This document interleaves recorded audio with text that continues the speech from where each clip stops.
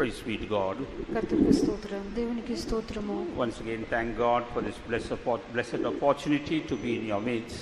உங்கள் மத்தியில் இருக்கும்படியாக கர்த்தர் தந்த இந்த ஆசீர்வதிக்கப்பட்ட தருணத்திற்காக திரும்பமாக நான் கர்த்தருக்கு నன்றి செலுத்துகிறேன். మీ మధ్యలో ఉండుటకు ప్రభు ఇచ్చినటువంటి ఆశీర్వాదకరమైన సందర్భం కొరకై దేవుని మరలా కృతజ్ఞతలు తెలుపుచున్నాను. And we also thank you for all your valuable prayers. உங்களுடைய எல்லா வெளியேறப்பட்ட ஜெபங்களுக்காகவும் நாங்கள் உங்களுக்கு நன்றி செலுத்துகிறோம். మీ యొక్క అమూల్యమైన ప్రార్థనలకు కృతజ్ఞతలు తెలుపుచున్నాము. Pastor Wesley and myself, we were able to go to the Pacific area for the various conventions. நானும் பாஸ்டர் வெஸ்லி அவர்களும் அந்த பெசிபிக் நாடுகளில் பகுதியில் இருக்கிறதான எல்லா நாடுகளிலும் பல கன்வென்ஷனுக்கு செல்ல கர்த்தர் எங்களுக்கு ఉదவி செய்தார். నేను పాస్టర్ వెస్లీ గారును ఆ యొక్క పెసిఫిక్ దేశమునందుండిన అన్ని దేశములందు సేవన చేయుటకు ప్రభు సహాయం చేసెను. And God blessed all the meetings in that part of the world. உலகத்தின் அந்த பகுதியிலே எல்லா கூட்டங்களையும் கர்த்தர் ஆசீர்வதித்தார். లోకం యొక్క ఆ యొక్క భాగములందు అన్ని కన్వెన్షన్లను ప్రభు ఆశీర్వదించెను. And please do continue to pray for the various conventions to be held hereafter in India. இனிமேலும் கூட இந்தியாவில் நடக்க இருக்கிறதான பல கன்வென்ஷன்களுக்காக நீங்கள் தொடர்ந்து ஜெபிக்கும்படியாக கேட்டுக்கொள்கிறோம். ఇంకా నీ యొక్క భారతదేశంలో జరుగు అనేక కన్వెన్షన్ నిమిత్తం మీరు ప్రార్థించమని కోరుచున్నాము. Praise be to God. కర్తருக்கு స్తోత్రం, దేవునికి స్తోత్రము. For this morning's meditation, shall we turn to 1 John chapter 3 and let's read the first 3 verses. இன்று காலை வேளையிலே நம்முடைய தியானத்திற்காக முதலாம் யோவான் 3ஆம் அதிகாரம் முதல் 3 వచనங்களை வாசிப்போம். ఈ ఉదయ కాలంలో మనకు ధ్యానం నిమిత్తము మొదటి యోహాను 3వ అధ్యాయము మొదటి 3 వాక్యములు நாம் தேவனுடைய பிள்ளைகள் என்று அழைக்கப்படுவதினாலே பிதாவானவர் நமக்கு பாராட்டின அன்பு எவ்வளவு பெரிதென்று பாருங்கள். உலகம் அவரை அறியாதபடியினாலே நம்மையும் அறியவில்லை. பிரியமானவர்களே, இப்பொழுது தேவனுடைய பிள்ளைகளாயிருக்கிறோம், இனி எவ்விதமாயிருப்போம் என்று இன்னும் வெளிப்படவில்லை. ஆகிலும் அவர் வெளிப்படும் போது அவர் இருக்கிற வண்ணமாகவே நாம் அவரை தரிசிப்பதினால் அவருக்கு ஒப்பாயிருப்போம் என்று அறிந்திருக்கிறோம். அவர் மேல் இப்படிப்பட்ட நம்பிக்கை வைத்திருக்கிறவன் எவனும் அவர் சுத்தமுள்ளவராயிருக்கிறது போல தன்னையும் சுத்திகரித்துக் கொள்கிறான். Behold, what manner of love the Father hath bestowed upon us, that we should be called the sons of God. Therefore the world knoweth us not, because it knew him not. Beloved, now are we the sons of God, and it doth not yet appear what we shall be. But we know that when he shall appear, we shall be like him, for we shall see him as he is. And every man that hath this hope in him purifieth himself, even as he is pure. మనము దేవుని పిల్లలమని పిలువబడినట్లు తండ్రి మనకెట్టి ప్రేమను అనుగ్రహించినో చూడుడి. మనము దేవుని పిల్లలమే. ఈ హేతువు చేత లోకం మనల్ని ఎరుగదు, ఏలగనగా అది ఆయనను ఎరుగలేదు. ప్రియులారా, ఇప్పుడు మనము దేవుని పిల్లలమై ఉన్నాము.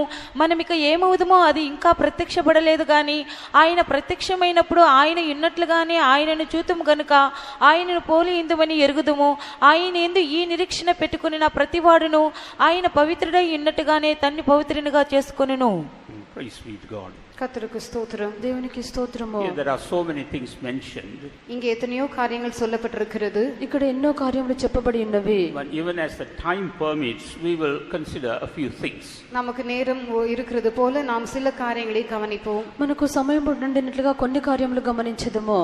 Here we read about how God has loved us so much that he has called us to be his sons. தேவன் நம்மில் எவ்வளவு அதிகமாக அன்பு கூர்ந்திருக்கிறார் என்றால் அவர் நம்மை தம்முடைய பிள்ளைகளாக குமாரராக அவர் அழைத்திருக்கிறார். మనము దేవుని పిల్లలమని పిలువబడినట్లు తండ్రి మనకి ఎట్టి ప్రేమను అనుగ్రహించానో చూడుడి. That's why in the 1 Samuel chapter 2 verse 8 we read that we were just very poor and like beggars, but God took us out of the dunghill and has made us to sit together with princes. ஆகவே தான் முதலாம் Samuel 2ஆம் அதிகாரம் 8ஆம் வசனத்திலே நாம் வாசிக்கிறது போல நாம் சிறியவர்களும் எளியவர்களுமாக குப்பையிலே காணப்பட்டோம், ஆனால் கர்த்தர் நம்மை எழுப்பி பிரபுக்களோட உட்காரும்படியாக செய்திருக்கிறார். మొదటి సమూయేలు 2వ అధ్యాయము 8వ వాక్యము, మనము దరిద్రులుగాను లేమిగలవారముగాను ఉంటిమి, పెంట కుప్ప మీద ఉంటిమి, ప్రభు మనల్ని లేవనెత్తి అధికారులతో కూడా కూర్చుండబెట్టెను. Once we were far from God. ஒரு காலத்திலே நாம் தேவனை விட்டு மிகவும் தூரத்தில் இருந்தோம். ఒక కాలం నందు మనము దేవుని విడిచి బహు దూరముగా ఉంటిమి. He not only saved us, அவர் நம்மை ரட்சித்தது மாத்திரமல்ல, ఆయన మనల్ని రక్షించడం మాత్రమే కాదు, he has also raised us up and made us to sit together among princes.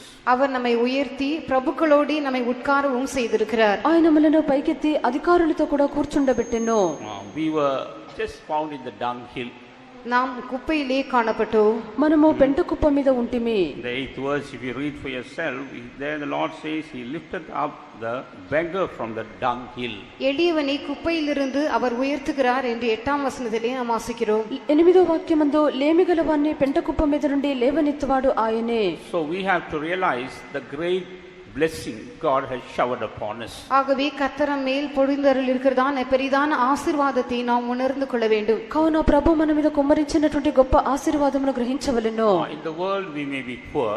உலகத்திலே நாம் ஏழ்மையாக இருக்கலாம். లోకమునందు మనము దరిద్రులుగా లేమిగల వారిగా ఉండవచ్చును. In the world we may be insignificant. நாம் இந்த உலகத்திலே எந்த விதமான முக்கியத்துவம் இல்லாதவர்களாக இருக்கலாம். ఈ యొక్క లోకమునందు ఏ విధమైన ముఖ్యత్వం లేని వారముగా ఉండవచ్చును. But God has made us kings and priests in his sight. ஆனால் தேவன் தம்முடைய பார்வையிலே நம்மை ராஜாக்களாகவும் ஆசாரியர்களாகவும் மாற்றி இருக்கிறார். అయితే దేవుడు తన యొక్క దృష్టి యందు మనల్ని రాజులుగాను యాజకులుగాను మార్చెను. And therefore we should not be so much troubled that we are not lifted up on this earth. ஆகவே இந்த பூமியிலே நாம் உயர்த்தப்படவில்லை என்பதை எண்ணி நாம் கலங்கக்கூடாது. కావున యొక్క భూమి మీద మనము హెచ్చింపబడలేదని చెప్పి మనము కలవరం చెందకూడదు. Because all the greatness of this world will come to an end very soon. ஏனென்றால் வெகு சீக்கிரத்திலே இந்த உலகத்தின் மேன்மை எல்லாம் முடிவு பெறும். ఎందుకనగా అతి త్వరలో ఈ యొక్క లోకములో ఉండినటువంటి శ్రేష్టమైనవన్నింటికి ముగింపు కలుగును. We may be even the ruler of a country. நாம் ஒரு தேசத்தின் அதிபதியாக கூட இருக்கலாம். మనం ఒక దేశం యొక్క అధికారిగా కూడా ఉండవచ్చును. Or we may even have be a ruler of the whole world. இல்லாவிட்டால் முழு உலகத்திற்கும் நாம் அதிகாரியாக இருக்கலாம். లేక సర్వలోకమంతటికి అధికారిగా ఉండవచ్చును. But one day we have to die. ஆனால் ஒரு நாள் நாம் நிச்சயமாக மரிக்க வேண்டும். అయినను ఒక దినమున మనం నిశ్చయముగా మరణించెదము. And once a person dies, whether he's a ruler or whether he's a beggar, he has to be buried into this ground, into this earth. ஒருவன் மரித்த பிற்பாடு அவன் அதிபதியாக இருந்தாலும் சரி, அவன் ஒரு பிச்சைக்காரனாக இருந்தாலும் சரி, இந்த பூமியிலே தான், இந்த மண்ணுக்குள்ளே தான் அவன் புதைக்கப்பட வேண்டும். ఒక వ్యక్తి మరణించిన తర్వాత అతడు దరిద్రుడైనప్పటికీ అతడు ధనవంతుడైనప్పటికీ ఈ యొక్క భూమి లోపలనే అతన్ని పాతి పెట్టవలెను. But we have a life after the grave. ஆனால் நமக்கு கல்லறைக்கு அப்பாற்பட்டதான ஒரு ஜீவியம் உண்டு. అయితే మనకు సమాధి తర్వాత ఉండినటువంటి ఒక జీవితం కలదు. And that is eternal and something that will continue forever. அது நித்தியமானது, என்றென்றைக்கும் நீடித்திருக்கிற ஒன்றாக இருக்கிறது. అది నిత్యమైనది, నిత్యానిత్యము ఉండున్నది. So God has called us to inherit that eternity. ஆகவே அந்த நித்தியத்தை சுதந்திரித்துக் கொள்ளும்படியாக கர்த்தர் நம்மை அழைத்திருக்கிறார். కావున యొక్క నిత్యమును మనము స్వాధీనపరచుకుంటకు ప్రభు మనల్ని పిలిచెను. That's why in Hebrews chapter 3 verse 1 we read that we are called with a heavenly calling. ஆகவே தான் எபிரேயர் 3ஆம் அதிகாரம் 1ஆம் வசனத்திலே வாசிக்கும் பொழுது நாம் பரம அழைப்பினால் அழைக்கப்பட்டிருக்கிறோம் என்று பார்க்கிறோம். అందుచేతనే హెబ్రీ 3వ అధ్యాయము మొదటి వాక్యమందు పరలోక సంబంధమైన పిలుపుతో మనము పిలువబడి ఉన్నామని చదువుచున్నాము. In 2 Timothy chapter 1 verse 9 it is said we are called with a holy calling.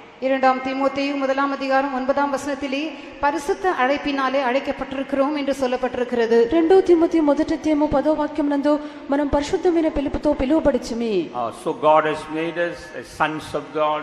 God has made us kings and priests so that we may live a heavenly life, we may live a holy life. நாம் ஒரு பரலோகத்திற்குரிய ஜீவியம் செய்யும்படியாக, பரிசுத்த ஜீவியம் செய்யும்படியாக கர்த்தர் நம்மை தேவபுத்திரராக மாற்றி இருக்கிறார், ராஜாக்களாகவும் ஆசாரியராகவும் மாற்றி இருக்கிறார். మనము ఒక పరలోక సంబంధమైన జీవితం చేయుటకు, పరిశుద్ధమైన జీవితం చేయుటకు దేవుడు మనలను దేవుని యొక్క కుమారులుగాను, రాజకులుగాను, యాజకులుగాను మార్చెను.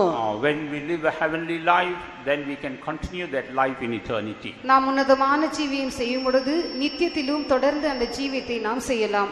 మనము ఉన్నతమైన జీవితం చేయనప్పుడు నిత్యం నందు ఆ యొక్క జీవితం కొనసాగించి చేయగలము. When we live a holy life, we can continue that life in eternity. நாம் பரிசுத்தமான ஜீவியம் செய்யும் பொழுது நித்தியத்திலும் தொடர்ந்து அந்த ஜீவியத்தை நாம் செய்யலாம். మనం పరిశుద్ధమైన జీవితం చేసినప్పుడు నిత్యం నందు కొనసాగించి ఆ జీవితం చేయగలము. When we come back to our key verses, நாம் ஆரம்பத்திலே வாசிதான் அந்த வசனங்களுக்கு திரும்பி வரும் பொழுது, మనం మొదటి చదివిన వాక్యంలోకి తిరిగి వచ్చినప్పుడు what's the ultimate purpose of this calling? நம்முடைய அழைப்பின் முடிவான நோக்கம் என்ன? మన యొక్క పిలుపు యొక్క అంతం యొక్క ఉద్దేశం ఏమిటి? The ultimate purpose is to see God. அதனுடைய முடிவான நோக்கம் என்னவென்றால் கர்த்தரை தரிசிப்பது. దాని యొక్క అంతం యొక్క ఉద్దేశం ఏమనగా ప్రభువును దర్శించుట.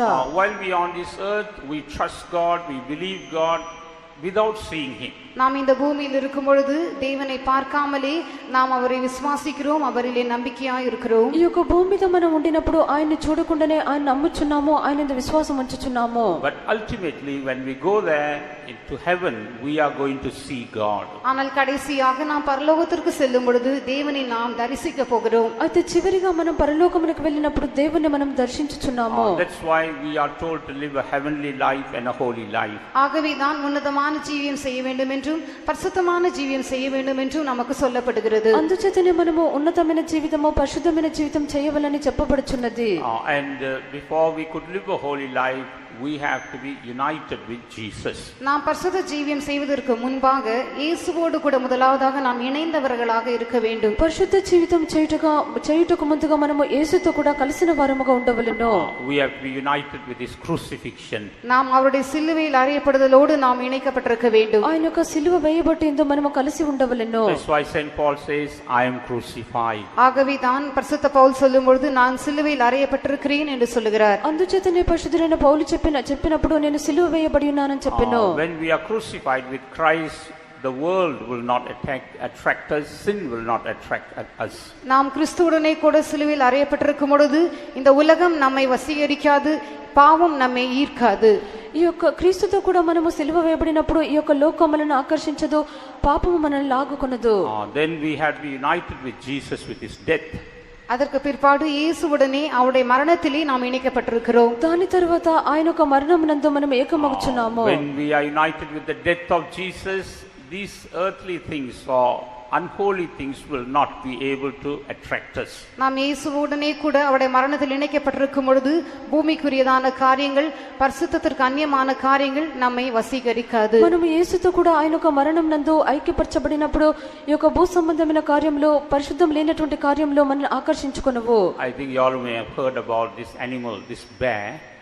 கரடியை பற்றி நீங்கள் எல்லோரும் கேள்விப்பட்டிருப்பீர்கள். ఎలుగుబంటిని గురించి మీరందరూ వినియుందురు. It will normally attack a person when there is life in him. பொதுவாக ஒரு மனுஷனுக்குள்ளே ஜீவன் இருக்கும் பொழுது மாத்திரமே அது அந்த மனுஷனை தாக்கும். సాధారణంగా ఒక మనిషిని యందు జీవం ఉండినప్పుడు మాత్రమే అది ఒక మనిషిని ముట్టును. That's why if a person is very close to the bear, he is supposed to lie down on the ground with his face towards the ground. ஆகவே ஒருவன் ஒரு கரடி அவன் பக்கத்தில் வந்துவிட்டால் உடனடியாக தரையிலே அவன் படுத்துக்கொண்டு முகம் குப்புற படுத்துக்கொள்ள வேண்டும். కావున ఈ యొక్క ఎలుగుబంటి యొక్క వ్యక్తి యొద్దకు వచ్చినట్లయితే ఆ యొక్క వ్యక్తి వెంటనే భూమి మీద బోర్ల పడుకునవలెను. Well, that's what I read, but don't try that. இப்படியாக நான் வாசித்தது உண்டு, ஆனால் நீங்கள் அவ்விதமாக செய்து பார்க்க I don't வேண்டாம். know whether it will really attack you, but that's what they say. That's what they say. அது மெய்யாகவே அப்படி இருந்தால் உங்களை தாக்குமா என்பது எனக்கு தெரியாது, ஆனால் இவ்விதமாக சொல்லுகிறதை நான் கேள்விப்பட்டிருக்கிறேன். ఇలాగున చేసినట్లయితే తాకునా నాకు తెలియదు, అయితే నేను ఇలాగున చదివి ఉన్నాను. It will come and sniff and see whether there is life in you. உங்களுக்குள்ளே ஜீவன் இருக்கிறதா என்று அது வந்து முகர்ந்து பார்க்கும். అది మీ యందు జీవం ఉన్నదా లేదా అని చూచును. The moment it sees there's no life, it will not attack that person. ஜீவன் இல்லை என்பதை அது கண்டு கொண்டால் அதற்கு பிற்பாடு அந்த நபரை அது தாக்காது. జీవము లేనిదిగా అది చూచినట్లయితే తర్వాత ఆ యొక్క వ్యక్తిని అది ముట్టదు. That's why they normally lie with their face down to the ground. ஆகவேதான் அப்படிப்பட்டதான சூழ்நிலையிலே நாம் முக குப்புற படுத்துக்கொள்ள வேண்டும் என்று சொல்லப்படுகிறது. అందుచేతనే ఆ విధమైన సమయములందు మన యొక్క ముఖమును క్రిందగా ఉంచుకొని పండుకొనవలెను. Spiritually also, after we take baptism, we have to confess that I am dead to sin. ஆவிக்கிற விதத்திலும் நாம் கவனிக்கும் பொழுது நாம் ஞானஸ்நானம் பெற்ற பிற்பாடு நான் பாவத்துக்கு மரித்தேன் என்று அறிக்கை பண்ண வேண்டும். ఆత్మీయ జీవితం నందు కూడా మనం బాప్తిస్మము పొందిన తర్వాత పాపములకు మరణించితమని ఒప్పుకోలు చేయవలెను. So we must be crucified and we must die. ஆகவே நாம் சிலுவையில் அறையப்பட வேண்டும், நாம் மரிக்க வேண்டும். కావున మనము సిలువ వేయబడవలెను, మరణించవలెను. That we must be united with the death of Jesus. நாம் இயேசுவின் மரணத்தோடு இணைக்கப்பட வேண்டும். మనము యేసు యొక్క మరణంతో ఏకము కావలెను. In the death of Jesus we see holiness. இயேசுவின் மரணத்திலே பரிசுத்தத்தை நாம் பார்க்கிறோம். యేసు యొక్క మరణం నందు పరిశుద్ధతను మనం చూచున్నాము. In the same manner we have to be united with Jesus in his resurrection. அதே வண்ணமாக இயேசுவுடனே அவருடைய உயிர்த்தெழுதலிலும் நாம் இணைக்கப்பட்டிருக்க வேண்டும். అదే రీతిగా ఆయన యొక్క పునరుత్థానమందు ఆయనతో కూడా ఐక్యం గలవారము కావలెను. And through the baptism of the Holy Spirit, we are united with the resurrection of Jesus. பரிசுத்தாவின் அபிஷேகத்தின் மூலமாக கர்த்தராகிய இயேசு கிறிஸ்துவின் உயிர்த்தெழுதலோடு நாம் இணைக்கப்படுகிறோம். పరిశుద్ధాత్మ అభిషేకం ద్వారా ప్రభువైన యేసుక్రీస్తు యొక్క పునరుత్థానంతో మనం ఏకమగుచున్నాము. God gives us all these experiences so that we may be united with Jesus. நாம் இயேசுவோடு கூட இணைந்து இருக்கும்படியாக இந்த எல்லா அனுபவங்களையும் கர்த்தர் நமக்கு தருகிறார். మనము యేసుతో కూడా ఐక్యమైండుటకై ఈ యొక్క అన్ని అనుభవములు ప్రభువు మనకి ఇచ్చుచున్నాడు. We cannot live a holy life by ourselves, but only by uniting with Jesus. நாம் தானாகவே பரிசுத்த ஜீவியம் செய்ய முடியாது. இயேசுவோடு கூட இணைந்திருப்பதினால் மாத்திரமே பரிசுத்த ஜீவியம் செய்ய முடியும். మనము మనంతట మనమే పరిశుద్ధ జీవితం చేయలేము. యేసుతో కూడా ఐక్యం కలిగి ఉండినప్పుడే పరిశుద్ధ జీవితం చేయగలము. Praise be to God. కర్తருக்கு స్తోత్రం. దేవునికి స్తోత్రము. And we read even in that holiness there are different stages. அந்த பரிசுத்தத்திலும் பலவிதமான படிகள் இருப்பதாக நாம் பார்க்கிறோம். ఆ యొక్క పరిశుద్ధత అందు కూడా అనేకమైన మెట్లుండినట్లుగా చూచున్నాము. But what is the ultimate state of that holiness God desires in our life? கர்த்தர் நம்முடைய ஜீவிதத்திலே விரும்புகிறதான அந்த பரிசுத்தத்தின் முடிவான நிலவரம் என்ன? ప్రభువు మన యొక్క జీవితమునందు ఎదురు చూస్తున్నటువంటి యొక్క పరిశుద్ధత యొక్క అంతం ఏమిటి? 1 Thessalonians chapter 3 verse 13. முதலாம் தெசலோனிக்கேயர் 3ஆம் அதிகாரம் 13ஆம் வசனம். మొదటి తెస్సలోనిక 3వ అధ్యాయము 13వ వాక్యము. இவ்விதமாய் நம்முடைய கர்த்தராகிய இயேசு கிறிஸ்து தமது பரிசுத்தவான்கள் அனைவரோடும் கூட வரும்போது நீங்கள் நம்முடைய பிதாவாகிய தேவனுக்கு முன்பாக பிழையற்ற பரிசுத்தமுள்ளவர்களாய் இருக்கும்படி உங்கள் இருதயங்களை ஸ்திரப்படுத்துவாராக.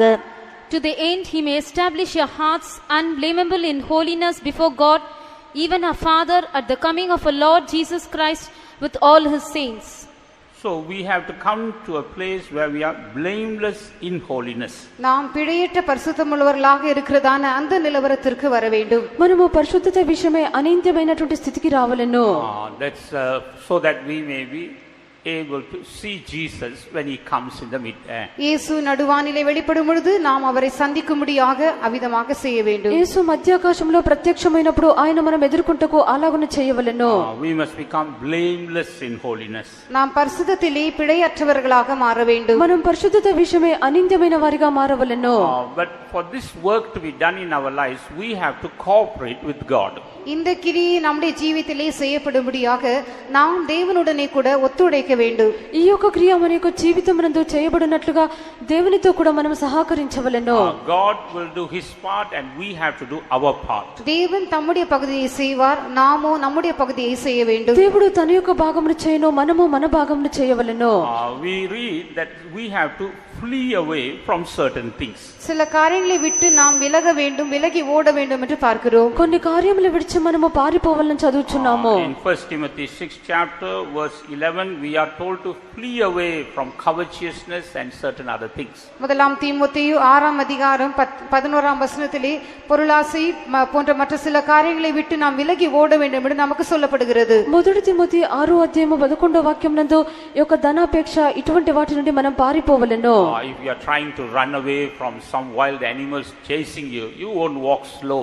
சில காட்டு மிருகங்கள் உங்களை துரத்தி கொண்டு வந்தால் நீங்கள் மெதுவாக நடந்து செல்ல மாட்டீர்கள். కొన్ని అడవి మృగములు మిమ్మల్ని మీ వెంబడి వచ్చినట్లయితే మీరు మెల్లగా వెళ్ళరు. Even the best sportsman will lose you in that race when some wild animal chases you. இந்த ஏதாகிலும் ஒரு காட்டு மிருகம் உங்களை துரத்தும் என்றால் நீங்கள் ஓடுகிறதான ஓட்டத்தை பார்த்தால் மிகவும் நன்றாக ஓடக்கூடியதான ஓட்டக்காரன் கூட அந்த நேரத்திலே உங்களுக்கு முன்பாக தோற்று போவது போல் இருக்கும். ఏదైనా అడవి మృగము మిమ్మల్ని తరుముచు వచ్చినప్పుడు మీరు పరిగెత్తుట చూచినట్లయితే ఒక మంచిగా పరిగెత్తినటువంటి వ్యక్తి కూడా మీ ఎదుట అతడు పరిగెత్తలేడు. Because you want to save your life, that's why you are running so fast. உங்கள் ஜீவனை நீங்கள் காத்துக்கொள்ளும்படியாக விரும்புகிறீர்களாகவே ஜீவன் தப்பும்படியாக அவ்வளவு வேகமாக ஓடுகிறீர்கள். మీ యొక్క ప్రాణమును మీరు కాపాడుకొని కోరుచున్నారు కనుక ప్రాణము తప్పించుకుంటకు పరిగెత్తుచున్నారు. So for God to bring about this holiness in our life, there are certain things the word of God tells us flee or run away from those things. ஆகவே தேவன் விரும்புகிறதான பரிசுத்தத்தை நம்முடைய ஜீவிதத்திலே பாதுகாத்துக் கொள்ளும்படியாக சில காரியங்களை விட்டு நாம் விலகி ஓட வேண்டும் என்று கர்த்தருடைய வசனம் சொல்லுகிறது. కావున దేవుడు కోరుచున్నటువంటి పరిశుద్ధ జీవితం మన యందు ఉండు నిమిత్తము మనము కొన్ని కార్యములు విడిచి పారిపోవలెను. In 2 Timothy 2nd chapter verse 22 also there St. Paul tells Timothy, flee from youthful lust. இரண்டாம் தீமோத்தேயு 2ஆம் அதிகாரம் 22ஆம் வசனத்திலே பரிசுத்த பவுல் தீமோத்தேயுவை பார்த்து బాల్యத்துக்குரிய ఇచ్చేகளுக்கு நீ விலகி ஓடு என்று சொல்லுகிறார். 2 తిమోతి 2వ అధ్యాయము 22వ వాక్యమునందు పరిశుద్ధుడైన పౌలు తిమోతిని చూచి నువ్వు యవనేచ్ఛల నుండి పారిపోమని చెప్పుచున్నాడు. There we see how much of effort we have to put in order to flee from such things. இப்படிப்பட்டதான காரியங்களை விட்டு விலகி ஓடும்படியாக எந்த அளவுக்கு நாம் பிரயாசப்பட வேண்டும் என்பதை இங்கே நாம் அறிந்து கொள்கிறோம். ఈ విధమైన కార్యముల నుండి మనం విడిచి పారిపోవుటకు ఎంతగా ప్రయాసపడవాలని ఇక్కడ నుండి గ్రహించుచున్నాము. But instead of fleeing away from such wrong things, if we continue to be in the midst of such things, we can't expect God to perfect that work of holiness. ஆனால் அப்படிப்பட்டதான தவறான காரியங்களை விட்டு விலகி ஓடுவதற்கு பதிலாக நாம் தொடர்ந்து அப்படிப்பட்டதான காரியங்கள் நடுவிலே இருப்போம் என்றால் நமக்குள்ளே பரிசுத்தமாகுதலின் கிரியை கர்த்தர் பூரணமாக்க முடியாது. ఈ విధమైన కార్యములు మనం విడిచి పారిపోకుండా ఈ విధమైన కార్యముల మధ్యలో మనం ఉండినట్లయితే దేవుడు మన యందు యొక్క పరిశుద్ధపరచు క్రియను చేసి ముగించలేడు. Normally what do many Christians say in these days? பொதுவாக இந்த நாட்டிலே अनेक கிறிஸ்தவர்கள் சொல்லுகிற காரியம் என்ன? సాధారణంగా అనేక క్రైస్తవుల యొక్క దినములందు చెప్పుచున్న కార్యం ఏమిటి? We are saved by grace. கிருபையினாலே நாங்கள் ரட்சிக்கப்பட்டிருக்கிறோம். కృప వల్ల మేము రక్షింపబడి ఉన్నాము. So we need not do anything, we can just go on. ஆகவே அதற்கு மேற்பட்டு நாங்கள் ஒன்றும் செய்ய வேண்டியதில்லை, நாங்கள் இருக்கிற வண்ணமாகவே முன்னேறி செல்லலாம் என்று சொல்கிறார்கள். కావున దానికి మించి మేమేమీ చేయలేమో ఉండినట్లుగానే ముందుకు సాగదమనుచున్నారు. But the same grace that saved us, that same grace also will teach us. ஆனால் நம்மை ரட்சித்ததான அதே கிருபை நமக்கு போதிக்கக்கூடியதாகவும் இருக்கிறது. అయితే మనల్ని రక్షించినటువంటి అదే కృప మనకు బోధించినదిగా ఉన్నది. That's why writing to Titus, St. Paul says that same grace, it teaches us to deny ungodliness and worldly lust. ஆகவே தீத்துக்கு எழுதினதான நிருபத்திலே இதே விதமான கிருபை நம்மை அவபக்தியிலிருந்தும் லௌகிக இச்சையிலிருந்து நம்மை விடுவிக்கிறது என்று பார்க்கிறோம். விலக வேண்டும் என்று நமக்கு போதிக்கிறது என்று பார்க்கிறோம். இது நமக்கு தேவையில்லை என்பதை அது போதிக்கிறது என்று பார்க்கிறோம். ఈ యొక్క తీతులో మనం చూచినప్పుడు దేవుని యొక్క కృప అన్నది ఈ యొక్క భక్తి లేనటువంటి కార్యముల నుండి లౌకిక విషయం నుండి పారిపోనట్లుగా బోధించును. It is true we are saved by grace, but that same grace goes on teaching us. நாம் கிருபையினாலே ரட்சிக்கப்பட்டிருக்கிறோம் என்பது உண்மைதான், ஆனால் அதே கிருபை தொடர்ந்து நமக்கு போதித்துக் கொண்டே இருக்கிறது. మనము కృప చేత రక్షింపబడిన నిజమే, అదే కృప మనకు కొనసాగించ బోధించును. The grace tells us you must give up worldliness. நாம் లౌకికத்தை విట్టువిட வேண்டும் என்று அந்த கிருபை நமக்கு சொல்லுகிறது. మనము ఈ యొక్క లోకంలో విడిచిపెట్టవలని ఈ కృప బోధించును. That same grace teaches us we must live a godly life. நாம் தெய்வீகமான ஜீவியம் செய்ய வேண்டும் என்பதை அதே கிருபை நமக்கு போதிக்கிறது. మనము దైవికమైన జీవితం చేయనట్లుగా ఆ కృప బోధించును. That same grace of God tells us we must live a very sober life. நாம் தெளிந்த புத்தியுள்ளவர்களாக ஜீவிக்க வேண்டும் என்று அதே கிருபை நமக்கு போதிக்கிறது. మనము స్వస్థ బుద్ధి గలవారుగా జీవించవలని ఆ యొక్క కృప మనకు బోధించును. So we see how the grace also goes on teaching us as to what are the things we have to flee from. நாம் என்னென்ன காரியங்களை விட்டு விலகி ஓட வேண்டும் என்பதை இந்த கிருபை நமக்கு போதிப்பதாக நாம் பார்க்கிறோம். ఏ ఏ కార్యములు విడిచి మనం పారిపోవాలని చెప్పి ఈ యొక్క కృప మనకు బోధించినట్లుగా చూస్తున్నాము. When we come to the next stage, அடுத்த படிக்கு நாம் வரும்பொழுது తరువాత మెట్టుకు మనం వచ్చినప్పుడు not only fleeing, we have to even abstain from all evil. விலகி ஓடுவது மாத்திரமல்ல, அப்படிப்பட்ட எல்லா காரியங்களை விட்டும் நாம் நீங்கி இருக்க வேண்டும். మనము పారిపోవటం మాత్రమే కాదు, ఈ విధమైన ప్రతి కార్యం నుండి మనం తొలగిపోయి ఉండవలెను. In 1 Peter chapter 2 verse 11 we are told to abstain from all fleshly lusts or all things that are evil in the sight of God. முதலாம் பேதுரு 2ஆம் அதிகாரம் 11ஆம் வசனத்திலே நாம் வாசிக்கும் பொழுது நீங்கள் ஆத்துமாவுக்கு விரோதமாய் போர் செய்கிற மாம்ச இச்சைகளை விட்டு விலகி என்று வாசிக்கிறோம். మొదటి పేతురు 2:11 వాక్యం నందు ఆత్మకు విరోధముగా పోరాడు శరీరాశలను విసర్జించి We are not supposed to indulge in those things. அப்படிப்பட்ட காரியங்களிலே நாம் ஈடுபடலாகாது. ఆ విధమైన కార్యములందు మనము కలుసుకొనకూడదు. We have to abstain from those things. அந்த காரியங்களை விட்டு நாம் விலகி இருக்க வேண்டும். ఈ యొక్క కార్యములు విడిచి విసర్జించి ఉండవలెను. And thirdly we read that we have to abstain even from the appearance of evil. மூன்றாவதாக பொல்லாங்கை தோன்றுகிற எல்லாவற்றிலிருந்தும் நாம் விட்டு விலகி இருக்க வேண்டும். మూడవదిగా మనకు చెడుగా త్రోచున్నటువంటి ప్రతి కార్యమును విడిచి ఉండవలెను. In 1 Thessalonians chapter 5 verse 22 we are told to abstain from all appearance of evil. முதலாம் தெசலோனிக்கேயர் 5ஆம் அதிகாரம் 22ஆம் வசனத்திலே பொல்லாங்கை தோன்றுகிற எல்லாவற்றையும் விட்டு விலகுங்கள் என்று சொல்லப்பட்டிருக்கிறது. మొదటి దశలోనిక 5వ అధ్యాయము 22వ వాక్యం నందు ప్రతి విధమైన కీడునకు దూరముగా ఉండుడి. It is not evil but appearance of evil. அது அது தீமை அல்ல, பொல்லாததல்ல, ஆனால் பொல்லாங்காய் தோன்றுகிறது. అది కీడు కాదు, అది కీడుగా కనబడుచున్నది. As the saying goes, to drink a cup of water, you need not go to the toddy shop to drink a cup of water. ஒரு விதமாக ஒரு சொல் இருக்கிறது, நீங்கள் தண்ணீர் குடிக்க வேண்டும் என்றால் அதை குடிக்கும்படியாக கள்ளு கடைக்கு நீங்கள் செல்ல வேண்டிய அவசியம் இல்லை. ఒక సామెత కలదు, మీరు నీళ్లు త్రాగవాలంటే ఒక నీళ్లు త్రాగుటకు కళ్ళు దుకాణంలోకి వెళ్ళని అవసరం లేదు. It's true, you are only drinking water. நீங்கள் தண்ணீரை தான் குடிக்கிறீர்கள், அது உண்மை. మీరు నీళ్లే త్రాగుచున్నారు, నిజమే. But you are drinking it in the wrong place. That's an appearance of evil. ஆனால் தவறான இடத்திலிருந்து அதை குடிக்கிறீர்கள், அதுதான் பொல்லாங்கை தோன்றுகிறதான காரியம். మీరు తప్పైన స్థలం నుండి త్రాగుచున్నారు, అదే కీడుగా కనబడు స్థలము. If we are to become blameless in holiness, we have to even depart from all appearance of evil. நாம் பரிசுத்தத்திலே குற்றமில்லாதவர்களாக மாற வேண்டும் என்றால் பொல்லாங்கை தோன்றுகிற எல்லாவற்றையும் நாம் விட்டு விலக வேண்டும். మనం పరిశుద్ధత విషయంలో అనింద్యులుగా మారు నిమిత్తము కీడుగా కనబడు ప్రతిదానికి దూరముగా ఉండవలెను. We are taught all these things with that one aim, that we should see Jesus when he comes, or we should see Jesus in eternity. இயேசு வெளிப்படும் பொழுது நாம் அவரை பார்க்க வேண்டும், அல்லது நித்தியத்திலே நாம் இயேசுவை சந்திக்க வேண்டும் என்கிறதான ஒரே ஒரு நோக்கத்தோடு இந்த எல்லா காரியங்களும் நமக்கு போதிக்கப்படுகிறது. యేసు వచ్చినప్పుడు ఆయన మనం చూడవలెను, నిత్యమునందు యేసును మనం దర్శించవలని ఆ యొక్క ఉద్దేశంతోనే ఈ యొక్క కార్యములన్నీ బోధింపబడుచున్నవి. As time does not permit, we are not reading all the verses. நாம் நேரம் இல்லாதபடியினாலே எல்லா வசனங்களையும் நாம் வாசிப்பதில்லை. సమయం లేనందున వాక్యములను మనం చదువుటలేము. And as we know that Jesus also said, only the pure in heart will see God. இருதயத்தில் சுத்தமுள்ளவர்கள் மாத்திரமே தேவனை தரிசிப்பார்கள் என்று இயேசுவும் சொன்னார். హృదయ శుద్ధి గలవారు మాత్రమే దేవుని దర్శించదరని యేసు చెప్పెను. In Matthew 5:8, Jesus said, only the purity in heart is necessary to see God. மத்தேயு 5:8 இயேசு சொன்னது போல தேவனை தரிசிக்கும்படியாக இருதயத்திலே சுத்தம் அவசியம். మత్తయి సువార్త 5:8 దేవుని చూడవాలంటే హృదయ శుద్ధి అవసరము. And along with this purity, peace is also necessary to see God. இந்த தூய்மையோடு கூட நமக்கு தேவனை தரிசிக்கும்படியாக சமாதானமும் அவசியம். ఈ యొక్క పవిత్రతతో కూడా దేవుని దర్శించుటకు మనకు సమాధానం అవసరము. In 2 Peter 3rd chapter, 2 பேதுரு 3ஆம் அதிகாரத்திலே 2 పేతురు 3 అధ్యాయమందు in verse 14, Peter says that when Jesus comes, he must find peace within us. 3ஆம் அதிகாரம் 14ஆம் வசனத்திலே இயேசு வெளிப்படும் பொழுது அவர் நமக்குள்ளே சமாதானத்தை காண வேண்டும் என்று பரிசுத்த பேதுரு சொல்கிறார். 2 పేతురు 3:14 వాక్యమునందు యేసు ప్రత్యక్షమైనప్పుడు ఆయన మన యందు శాంతము లేక సమాధానం చూడవలెను. That's why we say that peace and holiness always go together. ஆகவே தான் பரிசுத்தமும் சமாதானமும் எப்பொழுதுமே ஒன்றோடு ஒன்று இணைந்து செல்லக்கூடியதாக இருக்கிறது என்று நாம் சொல்கிறோம். కావున పరిశుద్ధత సమాధానము ఎల్లప్పుడూ ఒకదానితో ఒకటి కలిసి వెళ్ళినట్లుగా చెప్పుచున్నాము. If there is no peace, and if we say that we have holiness, that is not a true holiness. சமாதானம் இல்லாமல் பரிசுத்தமாக நான் இருக்கிறேன் என்று நாம் சொல்வோம் என்றால் அது மெய்யான பரிசுத்தம் அல்ல. సమాధానం లేకుండా మేము పరిశుద్ధముగా ఉన్నామని చెప్పినట్లయితే అది నిజమైన పరిశుద్ధత కాదు.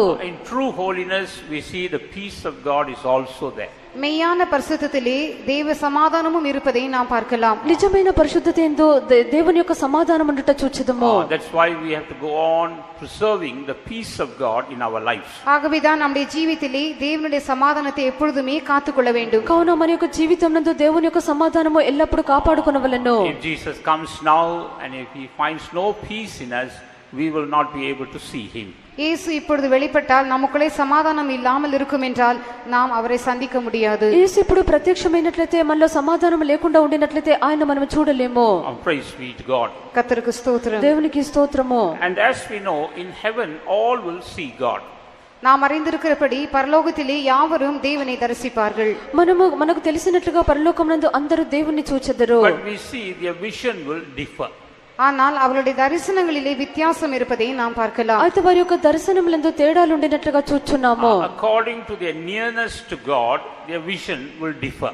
அவர்கள் தேவனுக்கு எவ்வளவு சமீபமாக இருக்கிறார்களோ அதை பொறுத்து அவருடைய దర్శనமும் வித்தியாசப்படும். వారు దేవునికి ఎంత సమీపముగా ఉందరో దానికి తగినట్లుగానే వారి యొక్క దర్శనములు వేరేగా ఉండును. And we will just look at one example in the Old Testament. பழைய ஏற்பாட்டிலே இதற்கேற்ற ஒரு உதாரணத்தை நாம் கவனிப்போம். పాత నిబంధనలో దీనికి తగిన ఒక ఉదాహరణ చూచెదము. In Exodus chapter 24, யாத்திராகமம் 24ஆம் அதிகாரத்திலே నిర్గమకాండం 24వ అధ్యాయము we see how different groups of people saw God. பலவிதமான குழுவினர் தேவனை தரிசித்ததாக நாம் பார்க்கிறோம். పలువిధమైన జనులు దేవుణ్ణి దర్శించినట్లుగా చూచున్నాము. And they all had a different vision. ஒவ்வொருவருக்கும் வித்தியாசமான தரிசனம் உண்டானது. ఒక్కొక్కరికి వేరు వేరు దర్శనము కలిగెను. There we see the children of Israel saw God or saw the glory of God. முதலாவதாக இஸ்ரவேல் புத்திரர் தேவனுடைய மகிமை தேவனை தரிசித்ததாக பார்க்கிறோம். మొదటిగా ఇశ్రాయేలు జనులు దేవుని యొక్క మహిమను దర్శించినట్లుగా చూచున్నాము. First read Exodus 19:17. முதலாவதாக யாத்திராகமம் 19ஆம் அதிகாரம் 17ஆம் வசனத்தை வாசிப்போம். మొదటిగా నిర్గమకాండము 19వ అధ్యాయము 17వ వాక్యము. அப்பொழுது ஜனங்கள் தேவனுக்கு எதிர்கொண்டு போக மோசே அவர்களை பாளையத்திலிருந்து புறப்பட பண்ணினான். அவர்கள் மலையின் அடிவாரத்தில் நின்றார்கள். And Moses brought forth the people out of the camp to meet with God, and they stood at the nether part of the mount. So here Moses brought the people to meet God. இந்த இடத்திலே தேவனை சந்திக்கும்படியாக மோசே ஜனங்களை அழைத்து கொண்டு வருவதாக பார்க்கிறோம். ఇక్కడ దేవునిని ఎదుర్కొంటకు మోషే ప్రజలను రప్పించినట్లుగా చూచున్నాము. And what was the vision the children of Israel had? இஸ்ரவேல் ஜனங்களுக்கு உண்டான தரிசனம் என்ன? ఇశ్రాయేలు జనులకు ఉండినటువంటి దర్శనం ఏమిటి? Read Exodus 24:17. யாத்திராகமம் 24ஆம் அதிகாரம் 17ஆம் வசனத்தை வாசிப்போம். నిర్గమకాండము 24వ అధ్యాయము 17వ వాక్యము. மலையின் கொடுமுடியிலே கர்த்தருடைய மகிமையின் காட்சி இஸ்ரவேல் புத்திரருடைய கண்களுக்கு பட்சிக்கிற அக்கினியை போல் இருந்தது. And the sight of the glory of the Lord was like devouring fire on the top of the mount in the eyes of the children of Israel. So in the eyes of the children of Israel, the presence of God or the glory of God was like a devouring fire. இஸ்ரவேல் புத்திரருடைய கண்களுக்கு தேவனுடைய மகிமை அல்லது தேவனுடைய சமூகம் பட்சிக்கிற அக்னியை போல இருந்தது. దేవుని యొక్క మహిమ సన్నిధానము ఇశ్రాయేలు యొక్క కన్నులకు దహించు అగ్ని వలె ఉండెను. Sometimes we also get that experience. சில சமயங்களிலே நமக்கும் அப்படிப்பட்டதான அனுபவம் கிடைக்கிறது. కొన్ని సమయములలో మనకు కూడా ఈ విధమైన అనుభవం కలుగుచున్నది. When we are in the tarrying meeting, God gives us like a fiery experience. நாம் காத்திருப்பு கூட்டத்தில் இருக்கிறதான நேரத்திலே அக்னி போன்றதான அனுபவத்தை கர்த்தர் நமக்கு தருகிறார். మనము కనిపెట్టుకోవటంలో ఉండినప్పుడు అగ్నిమయమైనటువంటి అనుభవములు ప్రభు మనకి ఇచ్చుచున్నాడు. That experience is good. அந்த அனுபவம் நல்லது. ఆ యొక్క అనుభవము మంచిది. But it is we have to grow from that experience to the next experience. ஆனால் அந்த அனுபவத்திலிருந்து அதற்கு மேல் இருக்கிறதான அடுத்த அனுபவத்திற்கு நாம் வளர்ந்து செல்ல வேண்டும். అయితే ఆ యొక్క అనుభవం నుండి దానికి మీదుగా ఉండినటువంటి అనుభవమునకు మనం వెళ్ళవలెను. We cannot be satisfied with that fiery experience. அந்த அக்கினி போன்றதான அனுபவத்தோடு நாம் திருப்தி அடையக்கூடாது. ఆ యొక్క అగ్ని వంటి అనుభవంతో తృప్తి చెందకూడదు. What is the next experience? அடுத்த அனுபவம் என்ன? తరువాత ఉండిన అనుభవం ఏమిటి? We see another group of people who saw God. தேவனை தரிசித்ததான மற்றொரு கூட்டத்தாரை நாம் பார்க்கிறோம். దేవుని దర్శించినటువంటి మరొక గుంపును చూచున్నాము. They were Moses, Aaron, Nadab, Abihu and 70 elders. அவர்கள் மோசேயும் ஆரோனும் நாதாபும் அபியும் 70 மூப்பர்களுமாம். వారెవరనగా మోషే, అహరోను, నాదాబు, అబీహు 70 మంది పెద్దలు. Read Exodus chapter 24 verses 9 and 10. யாத்திராகமம் 24ஆம் அதிகாரம் 9ஆம் 10ஆம் வசனங்கள். నిర్గమకాండము 24వ అధ్యాయము 9, 10 వాక్యములు. பின்பு மோசேயும் ஆரோனும் நாதாபும் அபியூவும் இஸ்ரவேலருடைய மூப்பரில் 70 பேரும் ஏறிப்போய் இஸ்ரவேலின் தேவனை தரிசித்தார்கள். அவருடைய பாதத்தின் கீழே நிலக்கீழிழைத்த வேலைக்கு ஒப்பாகவும் தெளிந்த வானத்தின் பிரபைக்கு ஒப்பாகவும் இருந்தது. Then went up Moses and Aaron and Nadab and Abihu and 70 of the elders of Israel, and they saw the God of Israel, and there was under his feet as it were paid work of sapphire stone, and as it were the body of heaven in his clearness. So here we read about these 5 groups of people. இங்கே 5 கூட்டத்தாரை பற்றி நாம் பார்க்கிறோம். ఇక్కడ 5 గుంపుల గురించి చూచున్నాము. They also saw God to a certain extent. இவர்களும் ஒரு குறிப்பிட்ட அளவிலே தேவனை தரிசித்தார்கள். వీరు కూడా ఒక గుర్తింపబడిన పరిమితికి దేవుణ్ణి చూచిరి. We can take these 5 people as 5 different experiences that are necessary in our life to see God. இந்த 5 பேரை நம்முடைய ஜீவிதத்திலே தேவனை தரிசிக்கும்படியாக நமக்கு தேவைப்படுகிற 5 அனுபவங்களுக்கு அடையாளமாக நாம் எடுத்துக்கொள்ளலாம். ఈ యొక్క 5 మన యొక్క జీవితమునందు దేవుణ్ణి దర్శించుటకు ఉండినటువంటి 5 అనుభవములుగా తీసుకొనవచ్చును. And the first person was Moses. முதலாவது நபர் மோசே. మొదటి వ్యక్తి మోషే. Moses, what does he show in our lives? மோசே நம்முடைய ஜீவிதத்திலே எதற்கு அடையாளமாக இருக்கிறார்? మోషే మన యొక్క జీవితం నందు దేవునికి సూచనగా ఉన్నాడు. He speaks about the redemption that God has given to us. அவன் கர்த்தர் நமக்கு தந்திருக்கிறதான மீட்புக்கு அடையாளமாக இருக்கிறான். ఆయన ప్రభు మనకి ఇచ్చినటువంటి విమోచనకు సూచనగా ఉన్నాడు. But as we know, redemption is not one experience. ஆனால் நாம் அறிந்திருக்கிறபடி மீட்பு என்பது குறிப்பிட்ட ஒரே ஒரு அனுபவம் அல்ல. అయితే మనం ఎరిగినట్లుగా ఈ విమోచన అనేది ఒకే ఒక అనుభవం కాదు. What is the meaning of that name Moses? மோசே என்கிறதான பெயரின் அர்த்தம் என்ன? మోషే అనగా దాని అర్థం ఏమిటి? Drawn out of the water. జలத்திலிருந்து எடுக்கப்பட்டவன், నీళ్ళలో నుండి తీయబడినవాడు. So also in our lives God takes us out of sin. அதேவனமாக நம்முடைய ஜீவித்திலும் தேவன் பாவத்திலிருந்து நம்மை வெளியே எடுக்கிறார். అలాగున్న మన యొక్క జీవితమునందు దేవుడు పాపము నుండి మనల్ని బయటికి తీయిచున్నాడు. That is the first step in redemption. அது மீட்பின் முதலாவது படியாய் இருக்கிறது. అది విమోచన యొక్క మొదటి మెట్టు. That's why in Ephesians chapter 1 verse 7 we read that we have received redemption through his blood, even the forgiveness of sins. ஆகவே தான் எபேசியர் முதலாம் அதிகாரத்திலே 7ஆம் வசனத்திலே நாம் வாசிக்கும் பொழுது அவருடைய இரத்தத்தினாலே பாவ மன்னிப்பாகிய மீட்பு நமக்கு கிடைத்திருக்கிறது என்று பார்க்கிறோம். అందుచేతనే ఎఫెసీ మొదటి అధ్యాయము 7వ వాక్యం నందు ఆయన రక్తం వల్ల మనకు పాప విమోచన మనకు దొరికినదని చూస్తున్నాము. This is the beginning of redemption. அல்லது இது மீட்பின் ஆரம்பமாக இருக்கிறது. లేక ఇది విమోచన యొక్క ప్రారంభమై ఉన్నది. But what is the end of that redemption? ஆனால் அந்த மீட்பின் முடிவு என்ன? అది యొక్క విమోచన యొక్క అంతం ఏమిటి? The same chapter, read verse 14. அதே அதிகாரத்தின் 14ஆம் வசனத்தை வாசிப்போம். ఆ యొక్క అధ్యాయమే 14వ వాక్యము. அவருக்கு சொந்தமானவர்கள் அவருடைய மகிமைக்கு புகழ்ச்சியாக மீட்கப்படுவார்கள் என்பதற்கு ஆவியானவர் நம்முடைய சுதந்திரத்தின் அச்சாரமாய் இருக்கிறார். So here we see the end of that redemption. இங்கே இந்த மீட்பின் முடிவை நாம் பார்க்கிறோம். ఇక్కడ విమోచన యొక్క అంతం చూస్తున్నాము. Through the first aspect of the redemption we become the purchased possession of God. அந்த மீட்பின் முதலாவது அம்சத்தின் மூலமாக தேவனால் சம்பாதிக்கப்பட்டதான ஒரு சம்பத்தாக நாம் மாறுகிறோம். ఆ యొక్క మొదటి విమోచన ద్వారా దేవుని చేత సంపాదింపబడిన ఒక సంపదగా చూస్తున్నాము. But what is the end of the redemption? ஆனால் அந்த மீட்பின் முடிவு என்ன? అయితే ఒక విమోచన యొక్క అంతం ఏమిటి? At the coming of the Lord, he is going to redeem this purchased people. இந்த மீட்கப்பட்டதான விலைக்கு வாங்கப்பட்டதான இந்த ஜனங்களை தம்முடைய வருகையிலே அவர் மீட்டுக்கொள்ள போகிறார். ఈ యొక్క కొనబడినటువంటి జనులను ఆయన యొక్క రాకడయందు విమోచించును.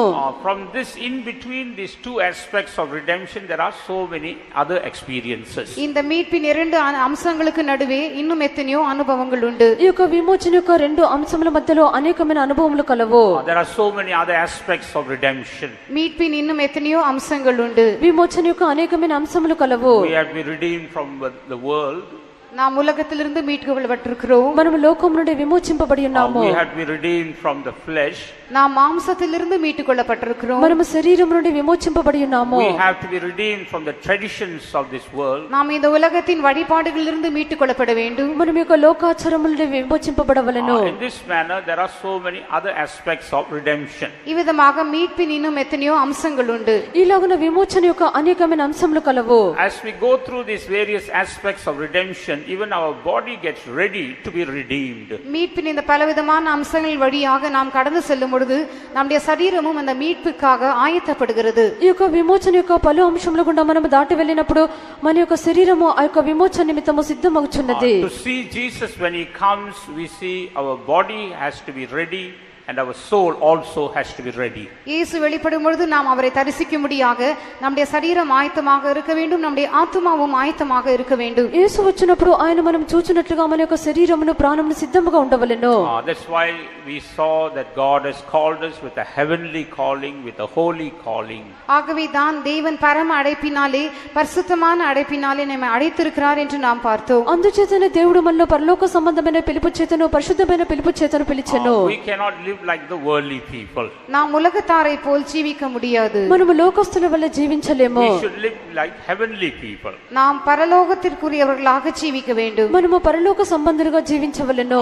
Praise be to God. கர்த்தருக்கு ஸ்தோத்திரம். దేవునికి So స్తోత్రము. we saw Moses speaks about redemption. ஆகவே மோசே மீட்புக்கு அடையாளமாக இருக்கிறதாக நாம் பார்க்கிறோம். కావున ఇక్కడ మోషే విమోచనకు సూచనగా ఉండినట్లుగా చూస్తున్నాము.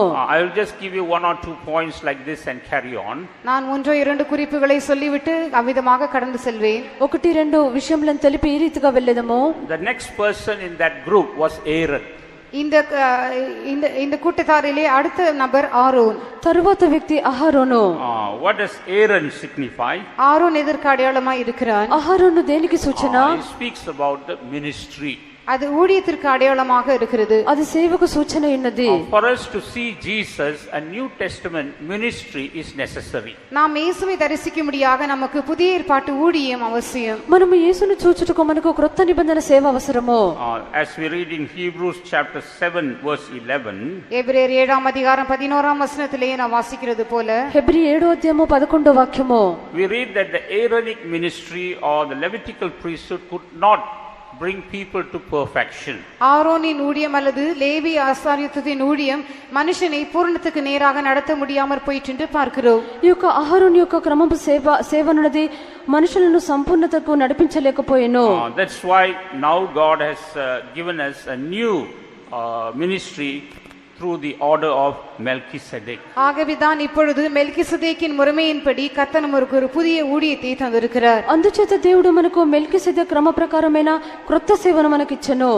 So we need this ministry according to the order of Melchizedek. ஆகவே மெல்கிசதேக்கின் முறைமையின்படி உள்ள இந்த ஊழியம் நமக்கு அவசியம். కావున మెల్కిసెదెకు క్రమ ప్రకారమైన ఈ సేవ మనకు అవసరము. And through that ministry we are made ready to see the Lord. இந்த ஊழியத்தின் மூலமாக தேவனை தரிசிக்கும்படியாக நாம் ஆயத்தமாக்கப்படுகிறோம். ఈ యొక్క సేవ ద్వారా మనము దేవుని చూచుటకు సిద్ధమగుచున్నాము. And who is the next person? அடுத்த நபர் யார்? తరువాత వ్యక్తి ఎవరు? It was Nadab. Nadab. Nadab. Nadab means free or voluntary gift. Nadab என்று சொல்லும் பொழுது இலவசமாக அல்லது மனப்பூர்வமாக கொடுக்கப்பட்டதான காணிக்கை. నాదాబు అని చెప్పినప్పుడు ఉచితముగా ఇచ్చినటువంటి కానుక. So whom can God prepare and make them ready to see him? தம்மை தரிசிக்கும்படியாக யாரை கர்த்தர் ஆயத்தப்படுத்த முடியும்? తన్ను చూచుటకు దేవుడు ఎవరిని సిద్ధపరచును? Or those who offer themselves willingly. தங்களை தாங்களே மனப்பூர்வமாக ஒப்பு கொடுக்கிறவர்களே. తమ్మును తామే మనస్ఫూర్తిగా సమర్పించుకున్న వారిని. Even in the Old Testament in Exodus we read, in order to make the tabernacle, God wanted to receive the offerings that are given willingly. படையேற்பாட்டிலே ஆசரிப்பு கூடாரத்தை உண்டாக்கும்படியாகவும் கூட மனப்பூர்வமாய் உற்சாகத்துடன் கொடுக்கிறவரிடத்திலே காணிக்கை வாங்கும்படியாக கர்த்தர் விரும்புகிறார். పాత నిబంధన కాలమందు కూడా ప్రత్యక్ష గుడారము కట్టు నిమిత్తము మనపూర్వకముగా అర్పించినటువంటి కానుకల్ని తీసుకొనవలెను.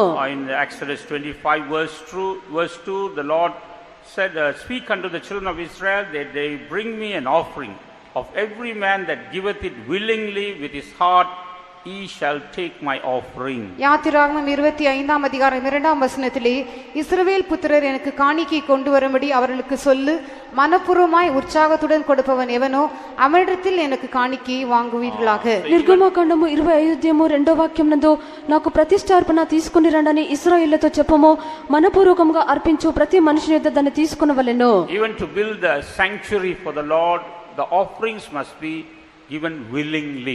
தேவனுக்கு என்று ஒரு பரிசுத்த ஸ்தலத்தை உண்டு பண்ணும்படியாகவும் கொடுக்கப்படுகிறதான காணிக்கைகள் மனப்பூர்வமாய் உற்சாகத்துடன் கொடுக்கப்பட வேண்டும். దేవుని కొరకు నియమించినటువంటి పరిశుద్ధ స్థలం అన్నది ఇవ్వబడుచున్నటువంటి కానుకలు మనపూర్వకముగా ఉత్సాహముగా ఇవ్వవలెను.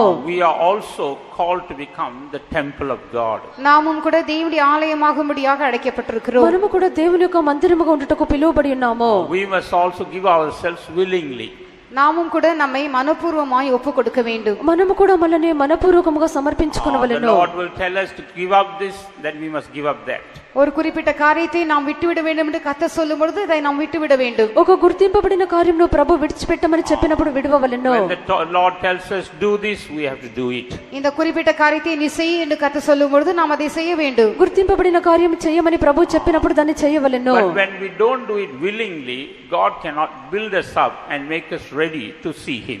ஆனால் நாம் மனப்பூர்வமாய் இந்த காரியங்களை செய்யாமல் இருக்கும் பொழுது கர்த்தர் நம்மை கட்டி எழுப்ப முடியாது, அவரை தரிசிக்க முடியாது, நம்மை ஆயத்தப்படுத்தவும் முடியாது. మనము మనస్ఫూర్తిగా ఈ యొక్క కార్యములు చేయకుండా ఉండినట్లయితే ప్రభు మనల్ని కట్టి లేపలేరు, ఆయన దర్శించుటకు మనల్ని సిద్ధపరచలేరు. What's another meaning for that name Nadab? Nadab என்கிறதான பெயருக்கு மற்றொரு அர்த்தம் என்ன? ఈ యొక్క నాదాబ్ అనే పేరునకు మరొక అర్థం ఏమిటి? Nadab means prince. நாதாப் என்றால் பிரபு. నాదాబు అని చెప్పినప్పుడు one ప్రభువు who is one who overcomes all things. எல்லா காரியங்களையும் மேற்கொள்ளுகிறவன். సమస్త కార్యమును జయించువాడు. We read how Jacob overcame through prayer by wrestling with God. யாக்கோபு எவ்விதமாக தேவனோடு போராடி மேற்கொண்டான் என்று நாம் பார்க்கிறோம். యాకోబు ఎలాగున దేవునితో పోరాడి జయించనని చూచున్నాము. And he was called the Prince of God. அவன் தேவனுடைய பிரபு என்று அழைக்கப்பட்டான். అతడు దేవునికి ప్రభు అని పిలువబడెను. So also by wrestling in prayer we must overcome all things. அதேவண்ணமாக ஜெபத்தில் போராடுவதன் மூலமாக எல்லாவற்றையும் நாம் ஜெயிக்க வேண்டும். అలాగునే మనము ప్రార్థనతో పోరాటం వల్ల అన్నింటిని జయించుదుము. Only the overcomers will see God. ஜெயம் கொண்டவர்கள் மாத்திரமே தேவனை தரிசிப்பார்கள். జయించిన వారు మాత్రమే దేవుని దర్శించుదురు. Instead of striving in prayer, if we are slothful, we cannot meet the Lord. ஜெபத்தில் போராடுவதற்கு பதிலாக நாம் சோம்பல் உள்ளவர்களாக இருப்போம் என்றால் தேவனை நாம் தரிசிக்கலாகாது. ప్రార్థనతో పోరాటకు బదులుగా మనము సోమరులుగా ఉండినట్లయితే దేవుణ్ణి మనము చూడలేము. When the Spirit of God wakes us up and tells us to pray, if we are snoring away, we cannot be ready to meet the Lord. கர்த்தருடைய ஆவியானவர் நம்மை எழுப்பி ஜெபிக்க வேண்டும் என்று சொல்லும் பொழுது நாம் ஜெபிக்காமல் குரட்டை விட்டு தூங்கி கொண்டிருந்தால் கர்த்தருடைய வருகையிலே அவரை தரிசிக்க முடியாக நாம் ஆயத்தமாக இருக்க முடியாது. దేవుని యొక్క ఆత్మ మనల్ని లేపి ప్రార్థించమని చెప్పినప్పుడు మనం ప్రార్థించకుండా నిద్రపోవచ్చు ఉండినట్లయితే ప్రభు యొక్క రాకడకు మనల్ని సిద్ధపరచలేడు. So we must have the experience of Nadab in order to see God. ஆகவே தேவனை தரிசிக்க முடியாக நமக்கு நாதாபின் அனுபவம் அவசியம். కావున దేవుని చూచుటకు మనకు నాదాబు యొక్క అనుభవం అవసరము. And the next person was Abihu. அடுத்த நபர் அபியூ. తరువాత వ్యక్తి అబీహు. Abihu means God is my father. Abiu என்றால் தேவன் என் பிதாவாக இருக்கிறார். అబీహు అని చెప్పినప్పుడు దేవుడు నాకు తండ్రి. This speaks about the sonship. இது குமாரத்துவத்துக்கு அடையாளமாய் இருக்கிறது. ఇది పుత్రత్వమునకు సూచన ఉన్నది. We become sons of God through two ways. நாம் இரண்டு விதங்களிலே தேவபுத்திரராய் மாறுகிறோம். మనము రెండు రీతిలో దేవుని కుమారులుగా మారుచున్నాము. First we become sons by receiving the spirit of his son. முதலாவதாக அவருடைய குமாரனின் ஆவியை பெற்றுக்கொள்வதன் மூலமாக நாம் குமாரராகிறோம். మొదటిగా ఆయనకు కుమారుని యొక్క ఆత్మను పొందుటను బట్టి కుమారులమగుచున్నాము. When you turn to Galatians the 4th chapter, கலாத்தியர் 4ஆம் அதிகாரம் గలతీ 4వ అధ్యాయము read verses 5 and 6. 5ஆம் 6ஆம் வசனங்கள். 5-6 వాక్యములు. காலம் நிறைவேறின போது ஸ்திரீனிடத்தில் பிறந்தவரும் நியாயப்பிரமாணத்திற்கு கீழானவருமாகிய தம்முடைய குமாரனை தேவன் அனுப்பினார். மேலும் நீங்கள் புத்திரராயிருக்கிறபடியினால் அப்பா பிதாவே என்று கூப்பிடத்தக்கதாக தேவன் தமது குமாரனுடைய ஆவியை உங்கள் இருதயங்களில் அனுப்பினார். To redeem them that were under the law, that we might receive the adoption of sons. And because we are sons, God had sent forth the spirits of his son into our hearts, crying, Abba, Father. So first we have to receive the spirit of his son. முதலாவதாக அவருடைய குமாரனுடைய ஆவியை நாம் பெற்றுக்கொள்ள வேண்டும். మొదటిగా ఆయనకు కుమారుని యొక్క ఆత్మను మనం పొందుకొనవలెను. Of course, in one sense, what is the spirit of his son? ஒரு அர்த்தத்திலே குமாரனுடைய ஆவி என்றால் என்ன? ఒక అర్థం నందు కుమారుని యొక్క ఆత్మ అనగా ఏమిటి? It's the spirit of obedience. அது கீழ்ப்படிதலின் ஆவியாய் இருக்கிறது. అది విధేయత చూపు ఆత్మ ఉన్నది. If we are sons, then we need that spirit of obedience. நாம் குமாரராக இருப்போம் என்றால் அந்த கீழ்ப்படிதல் நமக்கு அவசியம். మనము కుమారులమైనట్లయితే మనకు విధేయత అవసరము. We have shown our obedience in water baptism. ஞான ஸ்நானத்திலே நம்முடைய கீழ்ப்படிதலை நாம் காட்டி இருக்கிறோம். మనం బాప్తిస్మమునందు విధేయతను చూపి ఉన్నాము. And we must continue in that spirit of obedience. அந்த கீழ்ப்படிதலின் ஆவியிலே நாம் நீடித்து இருக்க வேண்டும். ఈ యొక్క విధేయత ఆత్మయందు మనము కొనసాగించుండవలెను. And next we see through this the spirit of adoption we become sons. அடுத்ததாக இந்த புத்திர சுவிகாரத்தின் ஆவியின் மூலமாக நாம் குமாரராகிறோம். తరువాత ఈ యొక్క దత్తపుత్రత్వం మూలముగా మనం కుమారులమగుచున్నాము. Through the baptism of the Holy Spirit we become sons of God. பரிசுத்தாவின் அபிஷேகத்தின் மூலமாக தேவபுத்திரராக மாறுகிறோம். పరిశుద్ధాత్మ అభిషేకం ద్వారా మనము దేవుని కుమారులుగా మారుచున్నాము. You may have received the baptism of the Holy Spirit, but if you have not obeyed the Lord in the waters of baptism, you are not a true son of God.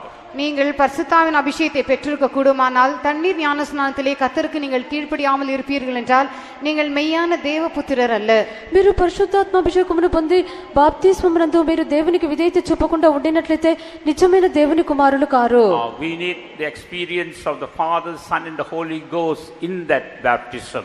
அந்த ஞான ஸ்நானத்திலே பிதா குமாரன் பரிசுத்த ஆவியானவர் மூவருடைய அந்த அனுபவம் நமக்கு அவசியம். మనకు బాప్తిస్మమునందు తండ్రి కుమార పరిశుద్ధాత్మ యొక్క మూడు అనుభవములు అవసరము. Praise be to God. கர்த்தருக்கு ஸ்தோத்திரம். దేవునికి స్తోత్రము. So to see Jesus, meet God, we need the true experience of sonship. ஆகவே தேவனை பார்க்கும்படியாக, தேவனை தரிசிக்கும்படியாக அந்த குமாரத்துவத்தின் அந்த ஆவி நமக்கு அவசியம். కావున దేవుని మనము చూచుటకు దర్శించుటకు ఈ యొక్క కుమారత్వము మనకు అవసరము. Praise be to God. கர்த்தருக்கு ஸ்தோத்திரம். దేవునికి స్తోత్రము. And the last group who saw the Lord was the 70 elders.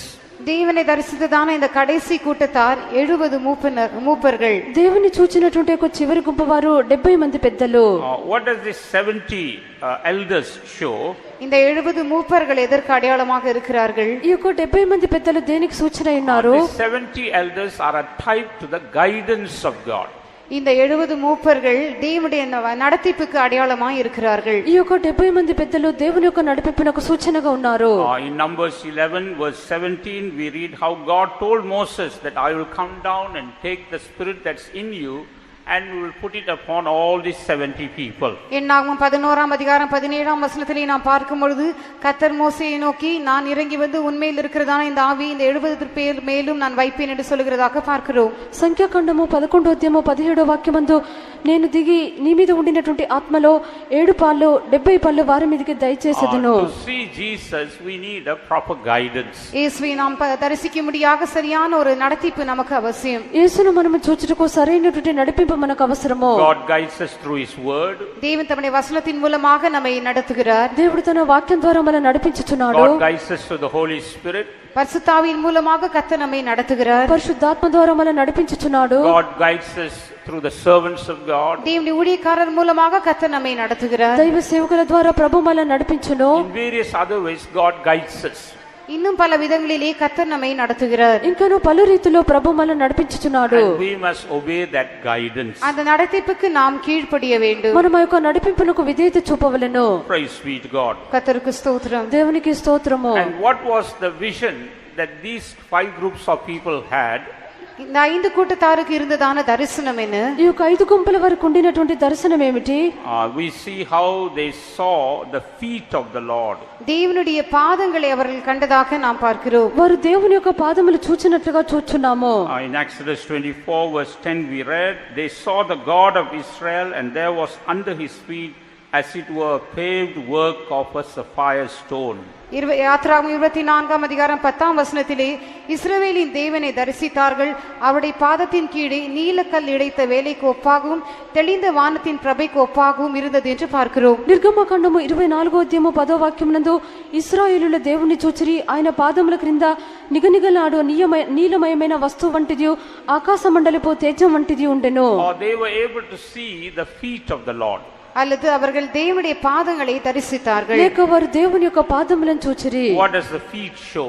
அந்த பாதங்கள் எதை காட்டுகிறது? ఈ యొక్క పాదములు దేన్ని సూచించున్నవి? Resting place of God. தேவனுடைய இளைப்பாறும் ஸ்தலம். దేవుని యొక్క విశ్రాంతి స్థలము. What does this show? இது எதை காட்டுகிறது? ఇది దేన్ని To సూచించున్నది? see God we must have the rest of God in our lives. தேவனை நாம் தரிசிக்கும்படியாக நம்முடைய ஜீவிதத்திலே தேவனுடைய இளைப்பாறுதல் அவசியம். దేవుని మనం దర్శించుటకు మన యొక్క జీవితమునందు దేవుని యొక్క విశ్రాంతి అవసరము. Even this morning how many of us can say my heart is resting? என்னுடைய இருதயம் இளைப்பாறுதலா இருக்கிறது என்று எத்தனை பேர் இந்த காலை வேளையிலே சொல்ல முடியும்? ఎంతమంది యొక్క ఉదయకాలం నా యొక్క హృదయము విశ్రాంతితో ఉన్నదని చెప్పగలరు? You know, in Papua New Guinea, that's in their pidgin language, they don't have this word rest. பாப்பா நியூகினி அந்த தீவுகளிலே அவர்களுக்கு இருக்கிறதான் அவர்களுடைய பாஷையிலே இளைப்பாறுதல் என்கிறதான் அந்த வார்த்தை இல்லை. ఆ యొక్క పాపా న్యూగిని దేశమునందు వారి యొక్క భాష యొక్క విశ్రాంతి అనే మాట లేదు. So to say that my heart is resting, they say my heart is sitting down. ஆகவே என்னுடைய இருதயம் இளைப்பாறுதலா இருக்கிறது என்று சொல்வதற்கு பதிலாக என்னுடைய இருதயம் இப்பொழுது கீழே அமர்ந்திருக்கிறது என்று சொல்லுகிறார்கள். కావున నా యొక్క హృదయం ఇప్పుడు విశ్రాంతిగా ఉన్నదని చెప్పుటకు బదులుగా నా యొక్క హృదయం ఇప్పుడు క్రిందికి విశ్రమించున్నదని చెప్పుచున్నారు. To say I have no rest, they say my heart is running. எனக்கு இளைப்பாறுதல் இல்லை என்று சொல்வதற்கு பதிலாக என்னுடைய இருதயம் ஓடுகிறது என்று சொல்வார்கள். నాకు విశ్రాంతి లేదని చెప్పుటకు బదులుగా నా యొక్క హృదయం పరిగెత్తుచున్నదని చెప్పెదరు. So this morning is your heart sitting down or running?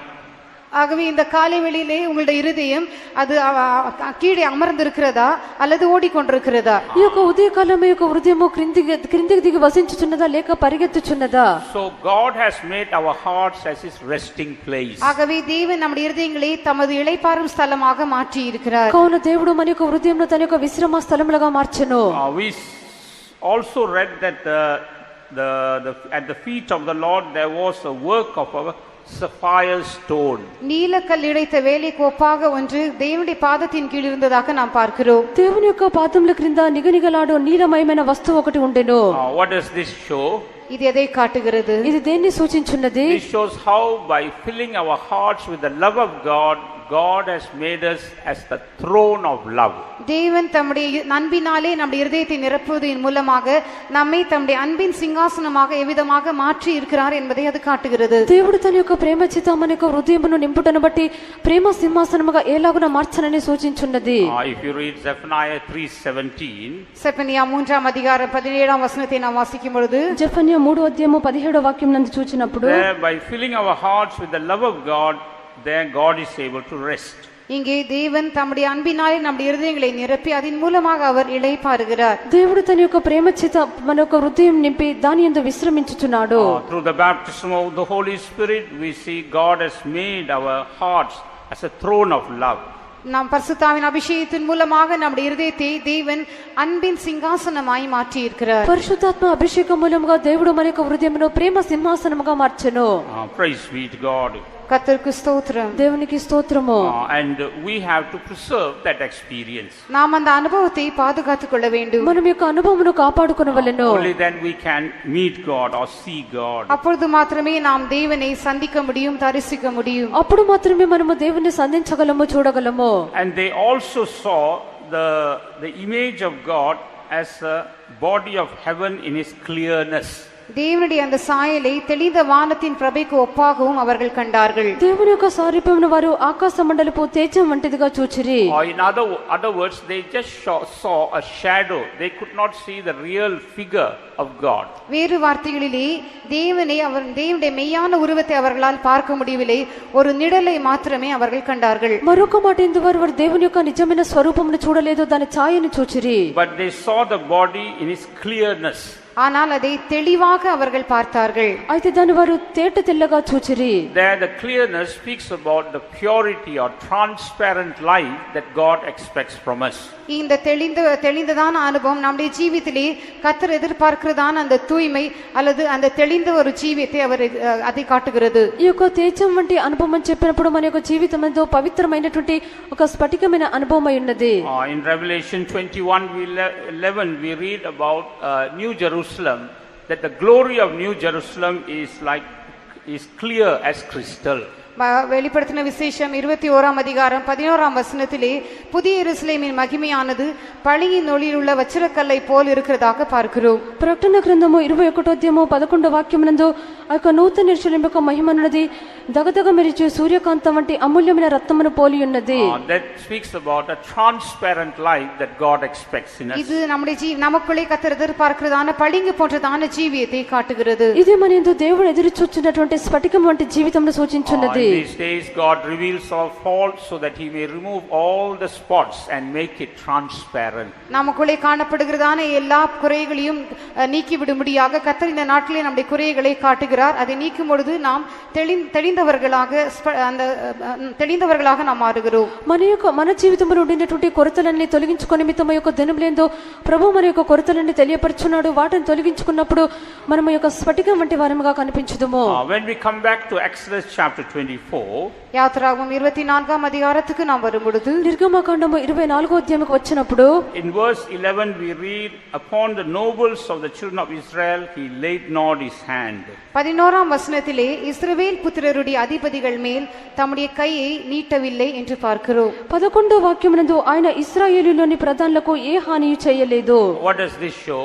இது எதை காட்டுகிறது? ఇది దేన్ని సూచించున్నది? Though they were not prepared to see God, but still God in his mercy permitted them to see him. அவர்கள் தேவனை தரிசிக்கும்படியாக ஆயத்தமாக இல்லாமல் இருந்தாலும் தேவன் தம்முடைய இரக்கத்தின் நிமித்தமாக அவரை தரிசிக்கும்படியாக அவர்களை అనుమతించதாக நாம் విளంగి కొలుగురోం. దేవుడు వారు తనను చూచినట్లుగా వారు సిద్ధంగా లేకుండాప్పటికీ తన యొక్క కనికరం బట్టి వారు ఆయన చూచినట్లుగా అనుమతించెను. And they also saw God and did eat and drink. அவர்களும் தேவனை தரிசித்து பின்பு புசித்து குடித்தார்கள். వారు దేవుణ్ణి చూచి అన్నపానములు పుచ్చుకొనిరి. Not only having that vision of God, தேவன் பற்றி தான் அந்த தரிசனத்தை அவர்கள் பெற்றது மாத்திரமல்ல, దేవుని గురించినటువంటి దర్శనం వారు పొందడం మాత్రమే they కాదు, have to eat and drink in God's presence. தேவ சமூகத்திலே புசித்து குடிக்கவும் வேண்டும். దేవుని సన్నిధానంలో అన్నపానములు పుచ్చుకొనవలెను. All these experiences we get through the baptism of the Holy Spirit. இந்த எல்லா அனுபவங்களையும் பரிசுத்தாவின் அபிஷேகத்தின் மூலமாக நாம் பெற்றுக்கொள்கிறோம். ఈ యొక్క అనుభవంలో పరిశుద్ధాత్మ అభిషేకం ద్వారా పొందుకొనుచున్నాము. That's why writing to the Laodicean church, the Lord says, "Behold, I stand at the door and knock."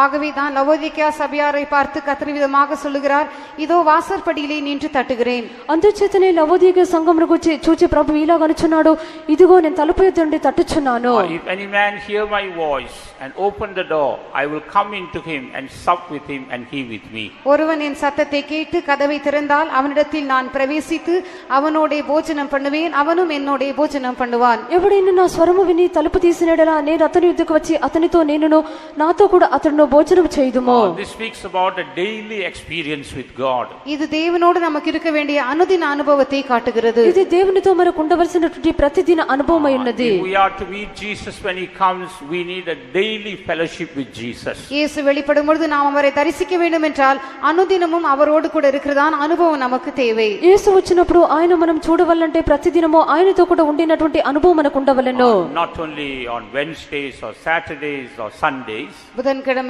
சனிக்கிழமை, ஞாயிற்றுக்கிழமை என்று மாத்திரமல்ல, బుధవారము, శనివారము, ఆదివారం మాత్రమే కాదు, Daily we must have a fellowship with Jesus. అనుదినமும் இயேசுவுடனே கூட நமக்கு ஐக்கியம் காணப்பட வேண்டும். ప్రతిదినము యేసుతో కూడా మనకు సహవాసం ఉండవలెను. Then he will be giving us the daily food. அவர் அப்படி இருக்கும் என்றால் అనుదినமும் நமக்கு தேவையான ஆகாரத்தை அவர் தருவார். మనం అలాగునప్పుడు ఉండినప్పుడు అనుదిన ఆహారం మనకిచ్చును. Daily he will be satisfying our desires. అనుదినமும் நம்முடைய எல்லா ஆசைகளையும் அவர் நிறைவேற்றுவார். ప్రతిదినము మన యొక్క కోరికలను నెరవేర్చును. Praise be to God. கர்த்தருக்கு ஸ்தோத்திரம். దేవునికి స్తోత్రము. Though they all had this experience, அவர்கள் எல்லோருக்கும் இந்த அனுபவம் உண்டானாலும் கூட వారందరికీ ఒక అనుభవం ఉండినప్పటికీ it was only for a short time. அது ஒரு சிறிய காலத்திற்கு மாத்திரமே உண்டாயிருந்தது. అది కొంత సమయమునకు మట్టుమే ఉండెను. But as far as ours is going to be an eternal experience. ஆனால் நம்மை பொறுத்தவரையிலும் நம்முடைய அனுபவங்கள் எல்லாம் நித்திய காலம் இருக்கிறதான அனுபவமாக இருக்க போகிறது. అయితే మనకు చెందినంత మట్టుకు మనకు ఉండునటువంటి అనుభవములన్నీ నిత్య కాలమంతే ఉండునవి. Among them we see Moses was not satisfied with this experience. ஆனால் இவர்களுக்குள்ளே மோசே இந்த அனுபவத்துடனே திருப்தி அடையவில்லை என்று நாம் பார்க்கிறோம். అయితే వీరి మధ్యలో మోషే ఈ యొక్క అనుభవంతో తృప్తి చెందలేదు. In Exodus 33 when we read, யாத்திராகமம் 33ஆம் அதிகாரத்தில் நாம் வாசிக்கும் பொழுது, నిర్గమకాండ 33వ అధ్యాయం చదివినప్పుడు in verse 18 we read what Moses says. 18ஆம் வசனத்திலே மோசே சொல்லுகிற காரியத்தை நாம் வாசிக்கிறோம். 18వ వాక్యమందు మోషే చెప్పినది చూచున్నాము. அப்பொழுது அவன் உம்முடைய மகிமையை எனக்கு காண்பித்தருளும் என்றான். And he said, I beseech thee, show me thy glory. So here Moses was not satisfied with the earlier experience. இங்கே ஆரம்பத்திலே கிடைத்ததான அனுபவத்துடனே மோசே திருப்தி அடையவில்லை. ప్రారంభమునందు దొరికిన అనుభవంతో మోషే తృప్తి చెందలేదు. He says, show me thy glory. உம்முடைய மகிமையை எனக்கு காண்பித்தருளும் என்று சொல்லுகிறார். నీ మహిమను నాకు చూపమని అడుగుచున్నాడు. And what was the reply that God gave? கர்த்தர் அவனுக்கு கொடுத்ததான பதில் என்ன? దేవుడు తనకి ఇచ్చిన జవాబు ఏమిటి? In verse 20 we read, and he said, thou canst not see my face, for there shall no man see me and live. கர்த்தர் அவனை பார்த்து 19ஆம் வசனத்திலே இவ்விதமாக சொல்லுகிறார். 20ஆம் வசனத்திலே இவ்விதமாக சொல்லுகிறார், நீ என் முகத்தை காண மாட்டாய், ஒரு மனுஷன் என்னை கண்டு உயிரோடு இருக்க கூடாது என்றார். 20వ వాక్యమునందు దేవుడు అతనితో, నీవు నా ముఖమును చూడజాలవో, ఏ నరుడును నన్ను చూచి బ్రతకడనెను. When we compare these two verses 18 and 20, 18ஆம் 20ஆம் வசனங்களை நாம் ஒப்பிட்டு பார்க்கும் பொழுது 18, 20 వాక్యములు మనం చూచినప్పుడు here Moses says, show me thy glory. இங்கே மோசே உம்முடைய மகிமை எனக்கு காண்பியும் என்று சொல்லுகிறார். మోషే అనుచున్నాడు, నీ మహిమను నాకు చూపించుము. But God says, no man can see my face and live. ஆனால் ஒரு மனுஷனும் என் முகத்தை கண்டு உயிரோடு இருக்க மாட்டான் என்று கர்த்தர் சொல்லுகிறார். అయితే ఏ నరుడును నా ముఖమును చూచి బ్రతకడని ప్రభువు చెప్పెను. What do we understand from these? இதிலிருந்து நாம் விளங்கிக் கொள்ளுகிற காரியம் என்ன? దీని నుండి మనం గ్రహించే కార్యం ఏమిటి? The maximum glory of God is revealed in the face of God. தேவனுடைய மகிமையானது அதிகபட்சம் அவருடைய முகத்திலே வெளிப்படுகிறது. దేవుని యొక్క మహిమనది అత్యధికము అతని యొక్క ముఖం నందే బయలుపరచబడును. Earlier the 5 groups saw the glory at his feet. ஏற்கனவே தேவனை தரிசித்ததான் அந்த 5 கூட்டத்தார் அவருடைய பாதங்களிலே அந்த மகிமையை கண்டார்கள். ముందుగానే యొక్క 5 గుంపుల వారు అతని యొక్క పాదముల యొద్ద ఉండని యొక్క మహిమను చూచిరి. And we get that experience when we receive the baptism of the Holy Spirit. பரிசுத்தாவின் அபிஷேகத்தை நாம் பெற்றுக்கொள்ளும் பொழுது அந்த அனுபவத்தை நாம் பெற்றுக்கொள்கிறோம். పరిశుద్ధాత్మ అభిషేకం పొందినప్పుడు ఆ యొక్క అనుభవం మనం పొందుచున్నాము. But the ultimate purpose is that we must see the glory in the face of God. ஆனால் முடிவான நோக்கம் என்னவென்றால் தேவனுடைய முகத்தில் இருக்கிறதான மகிமையை நாம் காண வேண்டும். అయితే అంతం యొక్క ఉద్దేశం ఏమనగా దేవుని యొక్క ముఖమునందున్న మహిమను మనం చూడవలెను. And here God told Moses, I will make a provision for you to see my glory. நீ என்னுடைய மகிமையை காணும்படியாக நான் உனக்காக ஒரு காரியத்தை செய்வேன் என்று மோசேயை பார்த்து கர்த்தர் சொல்லுகிறார். నీవు నా యొక్క మహిమను చూచున్నట్లుగా నేను నీకు ఒక కార్యం చేసేదనని దేవుడు మోషేతో చెప్పెను. In verse 21 we read, and the Lord said, behold, there is a place by me, and thou shalt stand upon a rock. 21ஆம் வசனத்திலே பின்னும் கர்த்தர் இதோ என்னண்டையிலே ஒரு இடம் உண்டு, நீ அங்கே கன்மலையிலே நில்லு என்று சொல்லுகிறார். 21వ వాక్యం నందు మరియు యెహోవా ఇదిగో నా సమీపమున ఒక స్థలమున్నది, నీవు ఆ బండ మీద నిలవవలెను. And it shall come to pass while my glory passeth by, I will put thee in the cleft of the rock and will cover thee with my hand while I pass by. என் மகிமை கடந்து போகும்போது நான் உன்னை அந்த கன்மலையின் வெடிப்பிலே வைத்து நான் கடந்து போக மட்டும் என் கரத்தினால் உன்னை மூடுவேன். నా మహిమ నిన్ను దాటి వెళ్ళుచుండగా ఆ బండ సందులో నిన్ను ఉంచి నిన్ను దాటి వెళ్ళే వరకు నా చేతితో నిన్ను కప్పెదను. And I will take away mine hand, and thou shalt see my back parts, but my face shall not be seen. பின்பு என் கரத்தை எடுப்பேன், அப்பொழுது என் பின்பக்கத்தை காண்பாய், என் முகமோ காணப்படாது என்றார். నేను నా చెయ్యి తీసిన తర్వాత నా వెనుక పార్శ్వమును చూచెదవు కానీ నా ముఖమును నీకు కనబడదని చెప్పెను. Here God allowed Moses to see something higher than what they saw earlier, but still he did not allow him to see his face. இங்கே ஏற்கனவே அவர்கள் கண்டதான காரியத்தை பார்க்கிலும் சற்று மேலான ஒரு அனுபவத்தை ஒரு காரியத்தை காணும்படியாக கர்த்தர் மோசேக்கு அனுமதி கொடுத்தார். ஆனாலும் தம்முடைய முகத்தை பார்க்கும்படியாக அவர் அவனுக்கு அனுமதி கொடுக்கவில்லை. మోషే ముందు చూచినటువంటి ఒక అనుభవం కంటేను కొంత హెచ్చైనటువంటి అనుభవంని చూపించను, అయినను తన యొక్క ముఖమును మోషేకు చూపించలేదు. God told him, I will put you in the cleft of a rock. கன்மலையின் வெடிப்பிலே நான் உன்னை வைப்பேன் என்று கர்த்தர் சொல்லுகிறார். దేవుడు చెప్పెను, బండ సందులో నిన్నుంచెదను. Then I will hide you with my hand. பிற்பாடு என் கரத்தினால் நான் உன்னை மூடுவேன். తరువాత నా చేయితో నిన్ను కప్పెదను. Then I will pass by that way. அப்பிற்பாடு நான் அந்த வழியாக கடந்து செல்வேன். తరువాత ఆ యొక్క మార్గము కూడా నేను దాటి వెళ్ళుదును. As I pass by, I will take away my hand, and you will see only my back parts. நான் கடந்து போகும் பொழுது என் கரத்தை நான் எடுப்பேன், அப்பொழுது என் பின்பக்கத்தை மாத்திரமே நீ காண்பாய். నేను దాటి వెళ్ళిన తర్వాత నా చెయ్యి నేను తీసేదను, అప్పుడు నా వెనుక పార్శ్వమును మాత్రం చూచెదవు. So Moses had a higher vision of the glory of God, that is the back part of God. ஆகவே மோசே மற்றவர்களை பார்க்கிலும் தேவனுடைய மகிமையின் ஒரு மேலான அனுபவத்தை பெற்றுக்கொண்டான். அதாவது தேவனுடைய பின்பக்கத்தை அவன் தரிசித்தான். మోసే ఇతరుల కంటేను ఒక హెచ్చైనటువంటి అనుభవం పొందుకొని ఉన్నాడు. అతడు దేవుని యొక్క వెనుక పార్శ్వమును చూచెను. This was higher than the other 5 groups. மற்ற 5 கூட்டத்தார் பார்த்ததை பார்க்கிலும் இது மேலான ஒரு அனுபவம். మిగతా 5 గుంపుల వారు చూచిన దానికంటేను ఇది ఒక గొప్పైన అనుభవము. But still he could not see the face of God. ஆனாலும் அவனால் தேவனுடைய முகத்தை பார்க்க முடியவில்லை. ఆయనను అతడు దేవుని యొక్క ముఖమును చూడలేదు. But in the New Testament, God wants us to see the very face of God. ஆனால் புதிய ஏற்பாட்டு காலத்திலே நாம் தேவனுடைய முகத்தையே தரிசிக்க வேண்டும் என்று கர்த்தர் விரும்புகிறார். అయితే కృత నిబంధన కాలమునందు మనము దేవుని యొక్క ముఖమును దర్శించవాలని ప్రభు కోరుచున్నాడు. We will just see 2 verses and conclude. 2 வசனங்களை நாம் கவனித்துவிட்டு நாம் முடிப்போம். 2 వాక్యములు చూచి మనం ముగించదము. In 2 Corinthians 3rd chapter verse 18. 2 கொரிந்தியர் 3ஆம் அதிகாரம் 18ஆம் வசனத்திலே 2 కొరింథీ 3వ అధ్యాయము 18వ వాక్యము, நாம் எல்லோரும் திறந்த முகமாய் கர்த்தருடைய மகிமை கண்ணாடியிலே காண்கிறது போல கண்டு ஆவியாயிருக்கிற கர்த்தரால் அந்த சாயலாகத்தானே மகிமையின் மேல் மகிமையடைந்து மறுரூபப்படுகிறோம். But we all with open face, beholding as in a glass the glory of the Lord, are changed into the same image from glory to glory, even as by the Spirit of the Lord. So here we read how we are able to see the glory of the Lord through a glass. இங்கே கண்ணாடியில் காண்கிறது போல தேவனுடைய மகிமையை நாம் காண்போம் என்று பார்க்கிறோம். ఇక్కడ అద్దంలో ప్రతిఫలింపచేయనట్లు దేవుని యొక్క మహిమను మనం చూచదమని చూచున్నాము. As we see that glory, we are changed. அந்த மகிமையை நாம் காணும் பொழுது நாம் மறுரூபமாக்கப்படுகிறோம். ఆ యొక్క మహిమను మనం చూచినప్పుడు రూపాంతరం చెందదము. And we become ready to see the Lord face to face when he comes. நம்முடைய தேவன் வெளிப்படும் பொழுது அவரை முகமுகமாக தரிசிக்கும்படியாக ஆயத்தப்படுகிறோம். మన యొక్క దేవుడు ప్రత్యక్షమైనప్పుడు ముఖాముఖి ఆయన్ని చూచుటకు సిద్ధపడదము. And the same thing is mentioned in 2 Corinthians 4th chapter also. இதே காரியம் 2 கொரிந்தியர் 4ஆம் அதிகாரத்திலும் ఈ சொல்லப்பட்டிருக்கிறது. యొక్క విషయమే 2 కొరింథీ 4వ అధ్యాయమందు చెప్పబడి You ఉన్నది. can go back and read for yourself in verses 4 and 6. 4ஆம் 6ஆம் வசனங்களிலே நீங்கள் பிற்பாடு போய் வாசித்துக் கொள்ளலாம். 4-6 వాక్యముల తర్వాత మీరు చదువుకొనుడి. Here we see how the glory of God is revealed through the gospel. இங்கே சுவிசேஷத்தின் மூலமாக தேவனுடைய மகிமை வெளிப்படுவதாக பார்க்கிறோம். ఇక్కడ సువార్త ద్వారా దేవుని యొక్క మహిమ బయలుపరచబడినట్లుగా చూస్తున్నాము. And this glory is shining from the face of Jesus. இந்த மகிமையானது இயேசுவின் முகத்திலிருந்து பிரகாசிக்கிறது. ఈ యొక్క మహిమ అనేది యేసు యొక్క ముఖము నుండి ప్రకాశించుచున్నది. Through the Spirit of God we are able to receive that glory in part.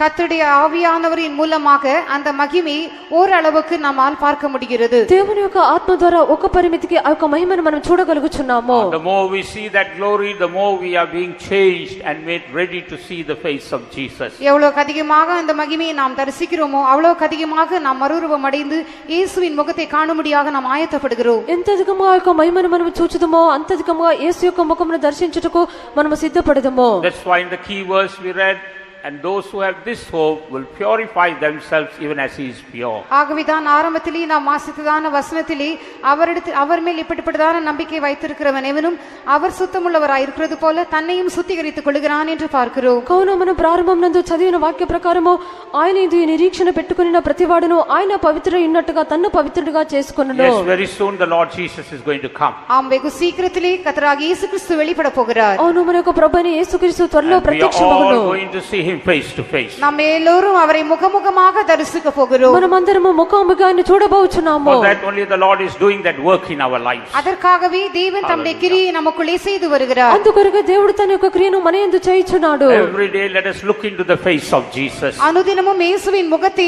நாம் நோக்கி பார்ப்போம். ప్రతిదినము యేసు యొక్క ముఖమును తేరి చూచుదము. Through the Spirit of God let us look into the face of Jesus. கர்த்தருடைய ஆவியானவர் மூலமாக இயேசுவின் முகத்தை நாம் நோக்கி பார்ப்போம். దేవుని యొక్క ఆత్మ మూలముగా దేవుని యొక్క ముఖమును తేరి చూచుదము. As we look at the face of Jesus, the glory of God will shine upon us. இயேசுவின் முகத்தை நாம் நோக்கி பார்க்கும்போது தேவனுடைய மகிமை நம்மேல் பிரகாசிக்கும். యేసు యొక్క ముఖమును మనము తేరి చూచినప్పుడు దేవుని యొక్క మహిమ మన మీద ప్రకాశించును. Shall we all close our eyes? நாம் நம்முடைய கண்களை மூடுவோம். మనము కన్నులు Look మూసుకొనుదము. at the face of Jesus. இயேசுவின் முகத்தை நோக்கி பாருங்கள். యేసు యొక్క ముఖమును తేరి The చూడుడి. glory of God is proceeding from the face of Jesus. இயேசுவின் முகத்திலிருந்து தேவனுடைய மகிமை புறப்படுகிறது. యేసు యొక్క ముఖము నుండి దేవుని యొక్క మహిమ It is బయలుదేరుచున్నది. shining in our hearts. அது நம்முடைய இருதயங்களிலே பிரகாசிக்கிறது. అది మన యొక్క హృదయమునందు It's shining in our ప్రకాశించున్నది. minds.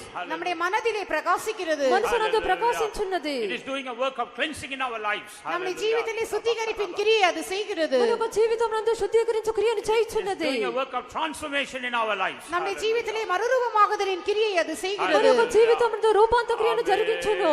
That receive that glory right now. இப்பொழுதே அந்த மகிமையை பெற்றுக்கொள்ளுங்கள். ఇప్పుడే ఆ యొక్క మహిమను పొందుకొనుడి. The Lord is moving in our midst. கர்த்தர் நம்ம மத்தியில் அசைவாடி கொண்டிருக்கிறார். దేవుడు మన మధ్యలో సంచరించున్నాడు. Hallelujah. He is doing a work of cleansing in our lives. நம்முடைய ஜீவிதத்திலே சுத்திகரிப்பின் கிரியை அவர் செய்கிறார். మన యొక్క జీవితములో శుద్ధీకరణ క్రియను చేయుచున్నాడు. Let us all go on from glory to glory. நாம் மகிமையிலிருந்து மகிமைக்கு கடந்து మన செல்வோமாக. మహిమ నుండి మహిమకు దాటి వెళ్ళదము. Very soon the Lord is going to come in the mid-air. வெகு சீக்கிரத்திலே நம்முடைய தேவன் நடுவானிலே வெளிப்படுவார். అతి త్వరలో మన యొక్క దేవుడు మధ్య ఆకాశంలో ప్రత్యక్షమగును. The trumpet shall sound.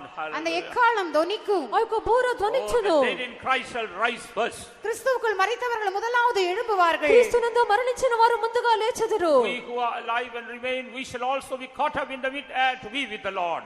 பின்பு உயிரோடு இருக்கிற நாமும் நடுவானிலே அவரை சந்திக்கும்படியாக நாம் எடுத்துக்கொள்ளப்படுவோம். తరువాత జీవముతో ఉండినటువంటి మనము మధ్య ఆకాశమందు ఆయన ఎదుర్కొంటే కెత్తపడదుము. Let this hope grow in our lives. இந்த நம்பிக்கை நம்முடைய ஜீவியத்திலே பெருகட்டும். ఈ యొక్క నిరీక్షణ మన జీవితం ఎదుగనియుడి. Hallelujah.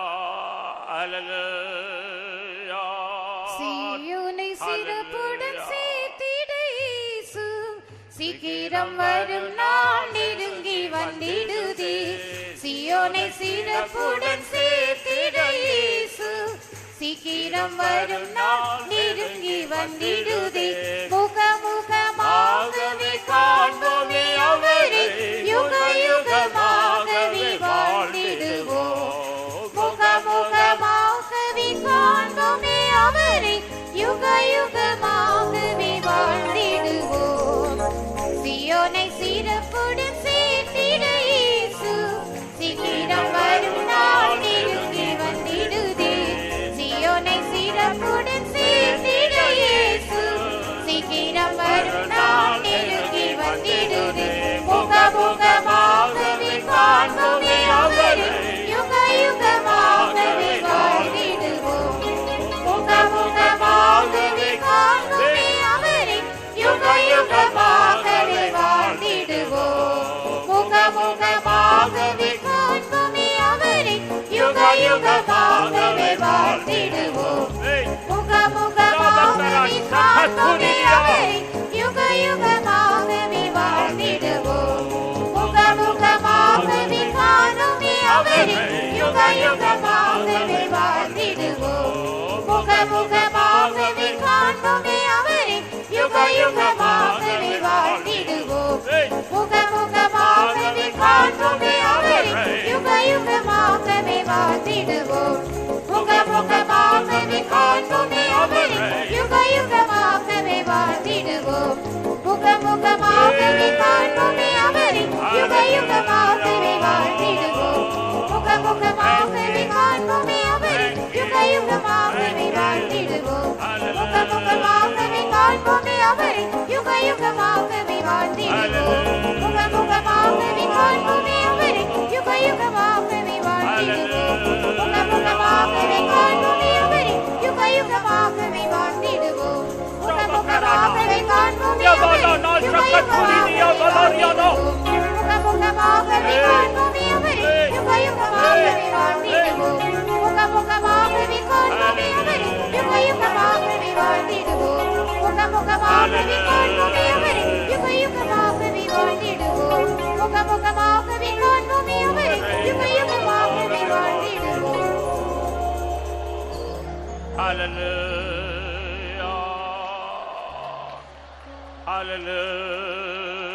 Hallelujah. Hallelujah. Hallelujah.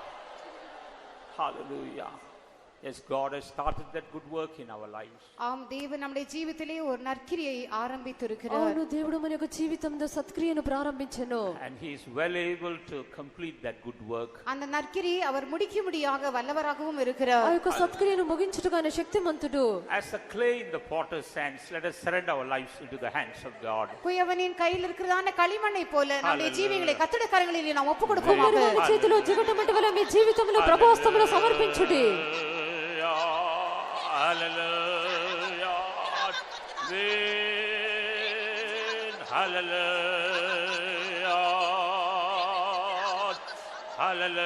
Hallelujah.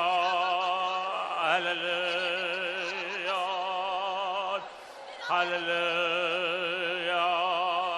Hallelujah. It's true that we are weak. நாம் பலவீனர் அது உண்மைதான் మనము బలహీనులము అది నిజమే But our God is strong. ஆனால் நம்முடைய தேவன் பலவானாக இருக்கிறார் అయితే మన యొక్క దేవుడు బలవంతుడు Our Jesus is strong. நம்முடைய இயேசு பலவானாக இருக்கிறார் మన యేసు బలవంతుడు And He will complete the work in our lives. அவர் நம்முடைய ஜீவிதத்தில் அந்த கிரியை செய்து முடிப்பார் ఆయన మన జీవితంలో క్రియను చేసి ముగించును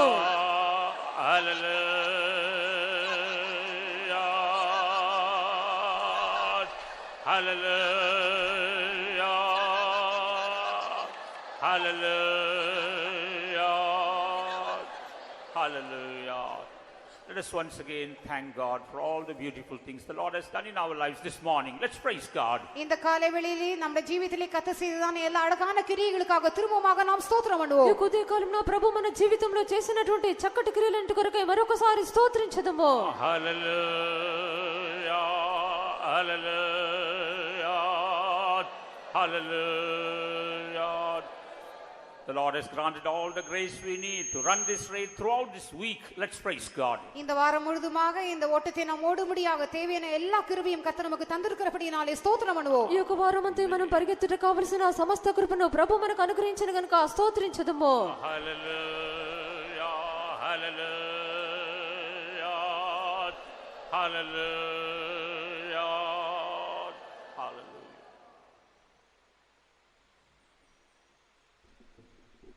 அன்புள்ள ஆண்டவரே, எங்களை தாழ்த்துகிறோம்.